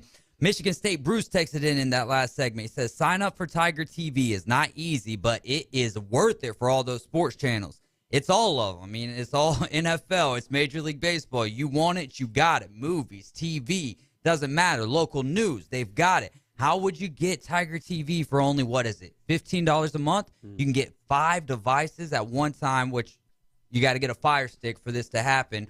But you get your Fire Stick and you can, or get 5 Fire Sticks, $40 a month for 5 devices. All you got to do is head to ESPNPC.com and then you click on the Tiger logo there and it'll take you. Trust me when I say that it is 100% worth it. Even if you just get one device, $15 a month. You like Red Zone and you're tired of paying for a certain streaming source? Get Tiger TV. Red Zone is right there. He also says there's never anything good that comes for the Yankees. And finally, go Padres. So we haven't really got to dig into the C-Mac trade, Christian McCaffrey trade. What's your guys' thoughts on that, breaking in the middle of the Thursday night football game? I think it's a good thing. San Francisco, they can definitely use them. I mean, we've seen how Kyle Shanahan schemed running games, right? So to have that weapon at your disposal, along with the other guys that they have that can run that ball, as well as opening up, the playbook for more passing down the field with guys like Debo and Ayuk, I think it's a good thing. The only problem with that, I think, is them just emptying the cupboard with the draft picks. If you don't win this year, then you're going to look kind of like a bonehead, here in the future when you can't really do anything here with any kind of new players. But saying that, and that's considering, too, if CMC can stay healthy, but that's where I'm at on it. For me, this is the time to strike if you're the San Francisco 49ers. That division is completely wide open. I think there's one team that's 500 right now, and that's the Cardinals after they just won. Mm-hmm. Wait, that is 500? They're either 500 or better. Like the whole league is the whole division is basically wide They're all open. like 3-3 right now. The Cardinals are 3-4 now. Okay. Yeah. Right. So, thank you, Miles. But that division is completely wide open. They've had injury issues in the past. They've got Debo Samuel there that we know doesn't want to run the ball as much as he has. Now he's not going to have to. The biggest caveat to this story that no one's talking about, at least that I've heard, is does San Francisco make this move if Trey Lance is healthy in there? I don't think they do. I think they did it because they know they've got Jimmy G that can spread the ball around. And Jimmy G's sitting back there thinking, okay, I've got the ultimate relief valve if I can't find Kittle or Samuel or Ayuk open. And Ayuk had a big game last week. He did. He had 2 touchdowns. It's a great, great trade, I think, for San Francisco. Whether they win it or not, they were a game away from the Super Bowl last year. I think this puts them over the top. They've got probably the best roster in the NFC, with the exception of, and they're maybe tied with the Philadelphia Eagles. So I think it's a great, great move. The Eagles are the most fun team to watch in football for me right now. Yeah. Second no, half, I'll give you that. They just lay back and don't do anything. Yeah, I'll give you that. Richard Head says Mr. Glass heading to a notoriously beat-up running back room. That's actually a good point, though, right? Because how often do we see that 49ers running back room just decimated by injuries? Every year it starts out, this is the guy. It's Raheem Mostert last year, right? Raheem Mostert. Then next thing you know, Elijah Mitchell busts on the scene. This year, Elijah Mitchell is the guy. He gets injured, goes down. Then it's Jeff Wilson. And now, so Caveman Rick, you're probably, I don't want to say targeted. You have the most to lose with this. Yeah, I don't like here. it. I don't like it. I got like 3, 49ers on one of my fantasy teams. Yeah, so I mean, with having guys like Wilson Ayuk, and Debo and Ayuk, yeah, definitely. And I had Ayuk on the bench this past week when he could have got me like 27 points. Or But I had some other options that I thought might have been better because Ayuk hadn't been exactly utilized quite like he was last week. So now he's been Ayukalized. Yeah, no doubt. When this whole theory came out about CMC getting traded, everybody was talking about the Bills and the Rams too. Right. But for me, it was like I was looking at it from a Bills perspective of this could actually preserve Josh Allen's career if he had gone up there because he doesn't have to run the ball as much. I think this actually extends McCaffrey's career going up there because he's. If he doesn't he doesn't have to have 35 touches a game in order to influence the outcome. He can touch the ball 17, 18, 19, 20 times a game and be just as effective. Now, if you're the 49ers, obviously you get CMC in the middle of the week, a couple of days before a game. He's not going to know the playbook, but you're taking on the Chiefs, right? So gadget plays. How much do you play? Do you play him just as the starter, regardless of what he knows about the playbook? 100%. Look, it's not that hard for the running back to run out to the right or left and catch a pass. I think he'll catch on to those pretty quick. Yeah, but the thing is now the quarterback's having to sit here and explain what the play call is going to be to the running back after every time that they call a play. Right. I would say that he plays 35, 40% of the snaps, maybe. That's at a high clip. That's just my take. Also, I'm not going to disagree with you because you're talking about one of those athletes that it's better to have him on the field than it is to not have him on the field. Right. So there's 2 points here. Jimmy G may be pretty, but I don't think he's stupid. Mm-hmm. He can get in a huddle and explain, okay, CMC, here's what's going on. I need you to run it here and go there. Yeah. And number 2. So don't use him in pass protection, though, because that's not so easy to explain. Right. So, but for me, though, number 2 is I would rather have an ignorant Christian McCaffrey than probably half of the league right now at running back. Even with the chance of injury, though, because if he goes in that first game, sprains his ankle or something like that, which would be, better than some of the other things that could happen, then it's like, what in the world? We don't have nothing else that we could trade now. Yeah. There's a chance of injury on every single play in every single football game. He's going to have to eventually play for it than others. He has a history of that. There's a pattern there. Like Caveman yesterday in the Facebook feed had commented on there. We were talking about the Giants, and he said the Giants are really just a Saquon Barkley sprained ankle or leg injury away from not being that team that is, I don't want to say feared, but people can compete with just about anybody. Yeah, they are, maybe even concerned is a good word. They beat a decent Titans team. We're seeing now that the Titans can play decent football. They beat them, right? The Giants did. And it's just kickstarted them along the way right now. But you're right. But, I mean, is Daniel Jones effective? I don't want to say as effective without Saquon Barkley because he's had a good year to this point. He has had a good year. And what he's doing right now is he's moving the sticks. And that's all that they're asking him to do. Mm-hmm. Right? Because he doesn't have a bevy of wide receivers out there to throw the ball to. He's got Saquon Barkley and a bunch of 5'7" wide receivers that he's thrown out there. The addition of Wan'Dale Robinson, I think, is going to be huge for that offense and huge for Daniel Jones. But, if it's not there, tuck it and run or throw it away. And Daniel Jones has learned that because of Brian Daboll. As an Eagles fan, I'd be more scared of the Giants than I will of the Cowboys or the Commanders right now in our division. Well, Dak's coming back, so you should be more scared. I'm not, and you should be more scared. And Taylor Heineke's back as well. Yeah, the hell with Dak.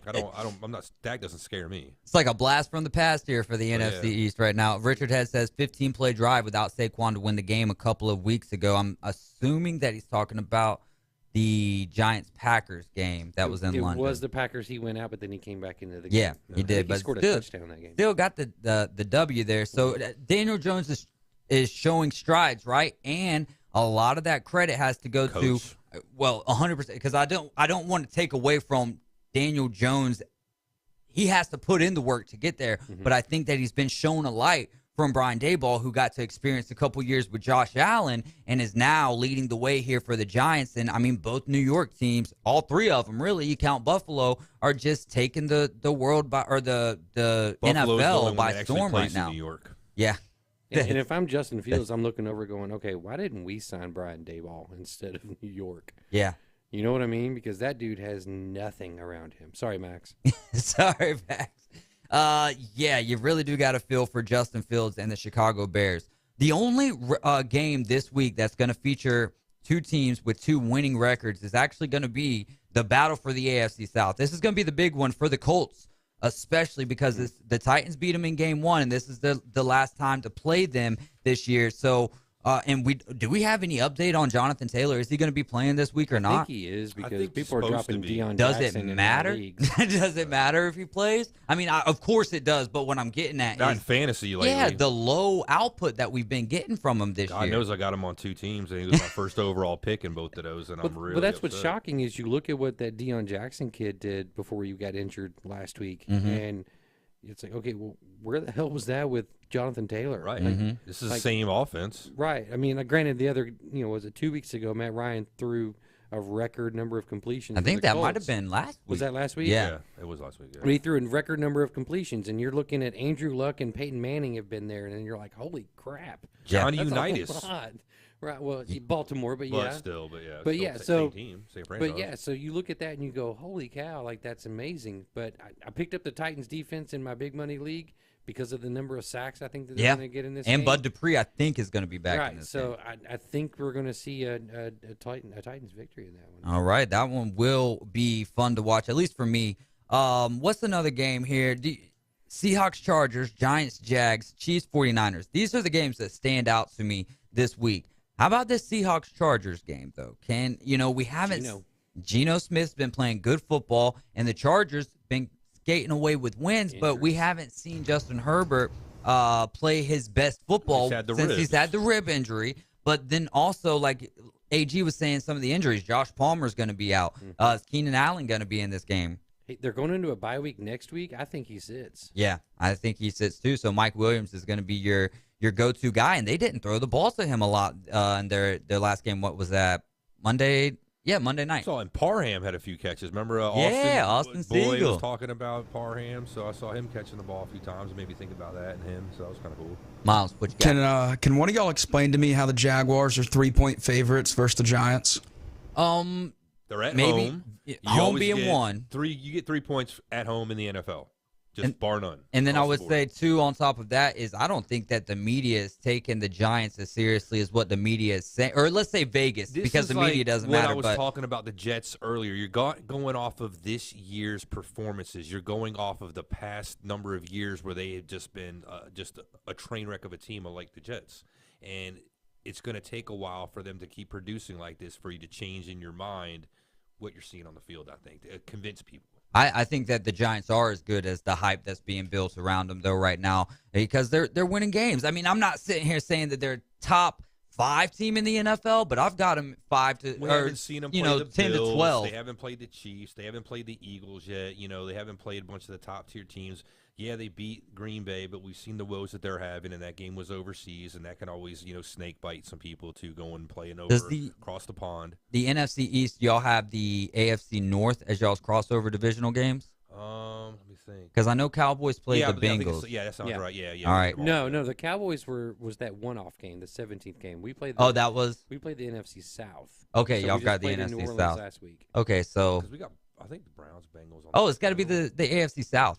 The AFC South. Yeah, you're playing the AFC South. Yeah, we're playing the NFC South. Yeah, it's positive because I'm positive on that because the Phillies played the Eagles this year. All right, we've got to get to a break and then we'll get to our last segment of the day. Probably just talking NFL, give you guys an idea too of where the games are tonight here for the Friday Night Lights football. You guys are riding with the Afternoon Underdogs to ESPN Northwest Florida. We'll be back in a jiff. Country music singers.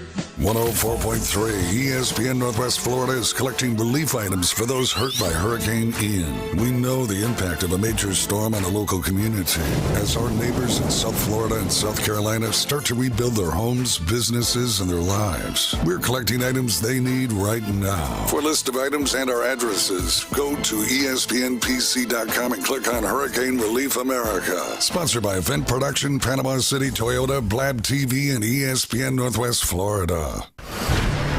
Beachfront Adventures presents Halloween Haunt Night. Enter the House of Terror 3 at your own risk. Step on the elevator where you'll be transported into a nightmare full of horrors lurking in every sinister room you enter. Dare to brave the House of Terror alone, or for a frightfully fun experience, bring your friends. More terror awaits in the Buried Alive Coffin Experience and Monster Paintball Shooting Gallery. There are also hay rides and a kiddie maze. Don't miss Halloween Haunt Nights Fridays through Sundays starting September 30th at Beachfront Adventures. Pull!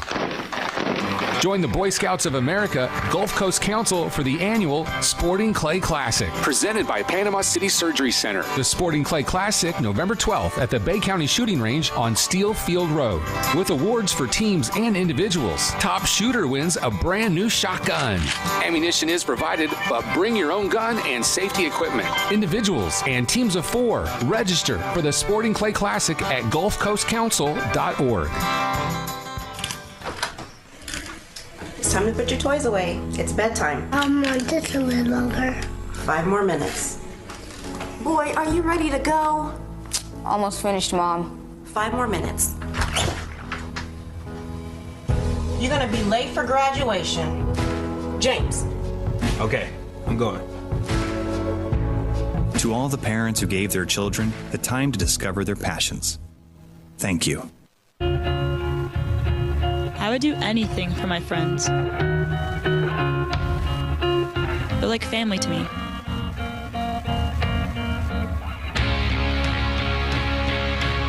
Sometimes saying no can be scary.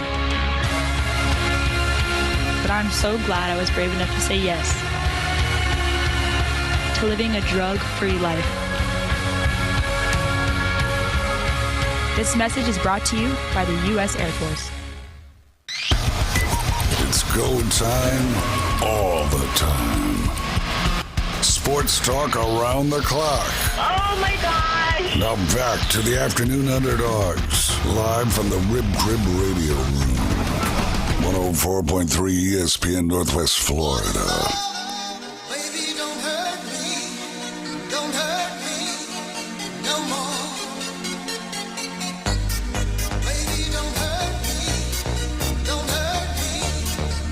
We're live here for the last segment of the day here. You guys have been riding with the Afternoon Underdogs here on ESPN Northwest Florida. High school games. Let's get to those real quickly here. Oh, got them on Max Prep, so not printed out today. All right, Liberty County is going to be heading to Holmes County. That game will be at 7 p.m. Bay on their way to Fort Walton Beach. That game at 7 p.m. in Fort Walton Beach. Niceville is going to be on their way to Leon. Arnold heads to Lincoln. Baker will visit Freeport. Vernon will visit North Bay Haven Academy. Marianne is going to host Northview. Graceville visits Jay. Walton will host Bluntstown. That game at 7:30. And then PSG, Port St. Joe, taking on South Walton over there in Walton tonight at 8 p.m. Good luck to all of the athletes tonight. How about that record right now for the Bay High Tornadoes? And also number 8, Sneeds, with a 7-0 record. They'll be hosting Franklin County, and Bozeman hosts Chipley tonight at 7 p.m. as well. Chiefs 49ers. Does the addition of Christian McCaffrey, I know it's week 1, but does that give them does it give them the edge that they need to come away from this ball game with the W after they just lost to Atlanta 28-14? I think so. I mean, just without the addition of CMC, I would think that San Francisco has a chance to beat the Chiefs. The Chiefs haven't been that juggernaut that we've seen in the past handful of years, and we can see that they can be beat almost any given Sunday.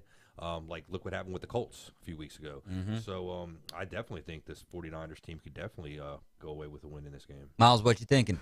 Yeah, I think the 49ers defense is that good this year. I think they can compete with just about any team and hold them to 15, 20 points maximum if they're at their best. So I think the 49ers have a good chance to win. I'm going to be rolling with the Chiefs in this game. They're getting better as the year goes on, and the 49ers, regardless of bringing in Christian McCaffrey, are dealing with a lot of injuries. I think their saving grace would be that they're at the house. The crowd will be understanding of the huddle for the 49ers to be able to, relay that information to Christian McCaffrey. But I still like the Chiefs in this game. Not sure what the spread is. Let me look that up real quick here. It's going to be Kansas City's favored by 2 here at the house or on the road. So if they were at the house, it'd be a 5-point favorite. I like Kansas City, and I might like the under in this game, but it's sitting at 49. So 49. I'm perplexed. The over. Yeah, I know. That's why I said I just don't know how much the 49ers will score, but I know. And the 49ers defense is decent enough to stymie the Chiefs. I'm Both with you, Caveman Rick. Quick too, Forget the under. Let's a couple plays is all it could take with both those teams, and you're scoring. This game for me is all about who is going to run the ball better. And that's why I'm going to take the Niners. I think they're going to be able to run the ball a lot better, keep Patrick Mahomes off the field. The biggest opportunity that I've seen, and granted this is amateur eyes here, is Patrick Mahomes, whether it's Bieniemy, whether it's Reed, I'm not sure. Maybe it's all 3 of them. Mm-hmm. They forget they have running backs that can run the ball. Yeah. They get pass happy in the second half. We saw it against Cincinnati in the AFC Championship game. And we've seen it in the loss against the Buffalo. We saw it in the Raiders game, but they were fortunate enough to be able to come back in that one. But Clyde Edwards-Helaire was having a monster year to start out. Now he's disappeared. Pacheco has shown that he can run the ball. McKinnon coming out of the backfield catching passes. But they forget that they have running backs on that team. That's Andy Reid's kryptonite. Trust me, as an Eagles fan, when he was coaching us, all he wanted to do was pass the ball. We were great between the 20-yard lines. We got in the red zone on a short field when you really couldn't pass the ball because you didn't have that field to stretch out. We just fizzled out, and part of it was because he just didn't have any faith in the running game. And I would absolutely welcome more usage of Clyde Edwards-Helaire as a fantasy owner. Right, and that's the kryptonite, like you said, it's the kryptonite for that Chiefs team as well, and it's absolutely glowing to me. And I'm sitting there watching some of these Sunday morning football shows, and no one's bringing that up. And I think it's because they don't want to knock Patrick Mahomes whatsoever. But I don't know if it's, like I said, I don't know if he's checking out of these runs to where he's trying to play hero ball. But I think that's what we saw a little bit toward the end of that Bills game, and that's why the pick Interesting happened. stat real quick. I heard today the San Francisco 49ers have run the least amount of third down plays in the league. That means they're converting on first and second downs. And now with the addition of CMC, they're going to have another option on third down too. Yeah. So that's really going to help them out. So that's kind of scary about teams going up against them, that you're really going to have to stop them on those, third down tries, because if not, man, they're going to run all over you. Real quick, Niners make it to the Super Bowl, yes or no? No. Miles? Yes. No, Eagles. Okay. I'm going to go no. No? I like that. We do got to wrap it up, man. As always, such a fun Friday. Adam Goff, Caveman Rick, Miles Lashley. I'm David Hayes. We are the Afternoon Underdogs. You've been listening to ESPN Northwest Florida. You guys have a great weekend. Be safe out there, and we'll be back with you next to have you back week. Today, Dave. Yeah, man. Always great with this Friday crew. We're out for today. Coach James Hale will be live with you Monday at 7 a.m.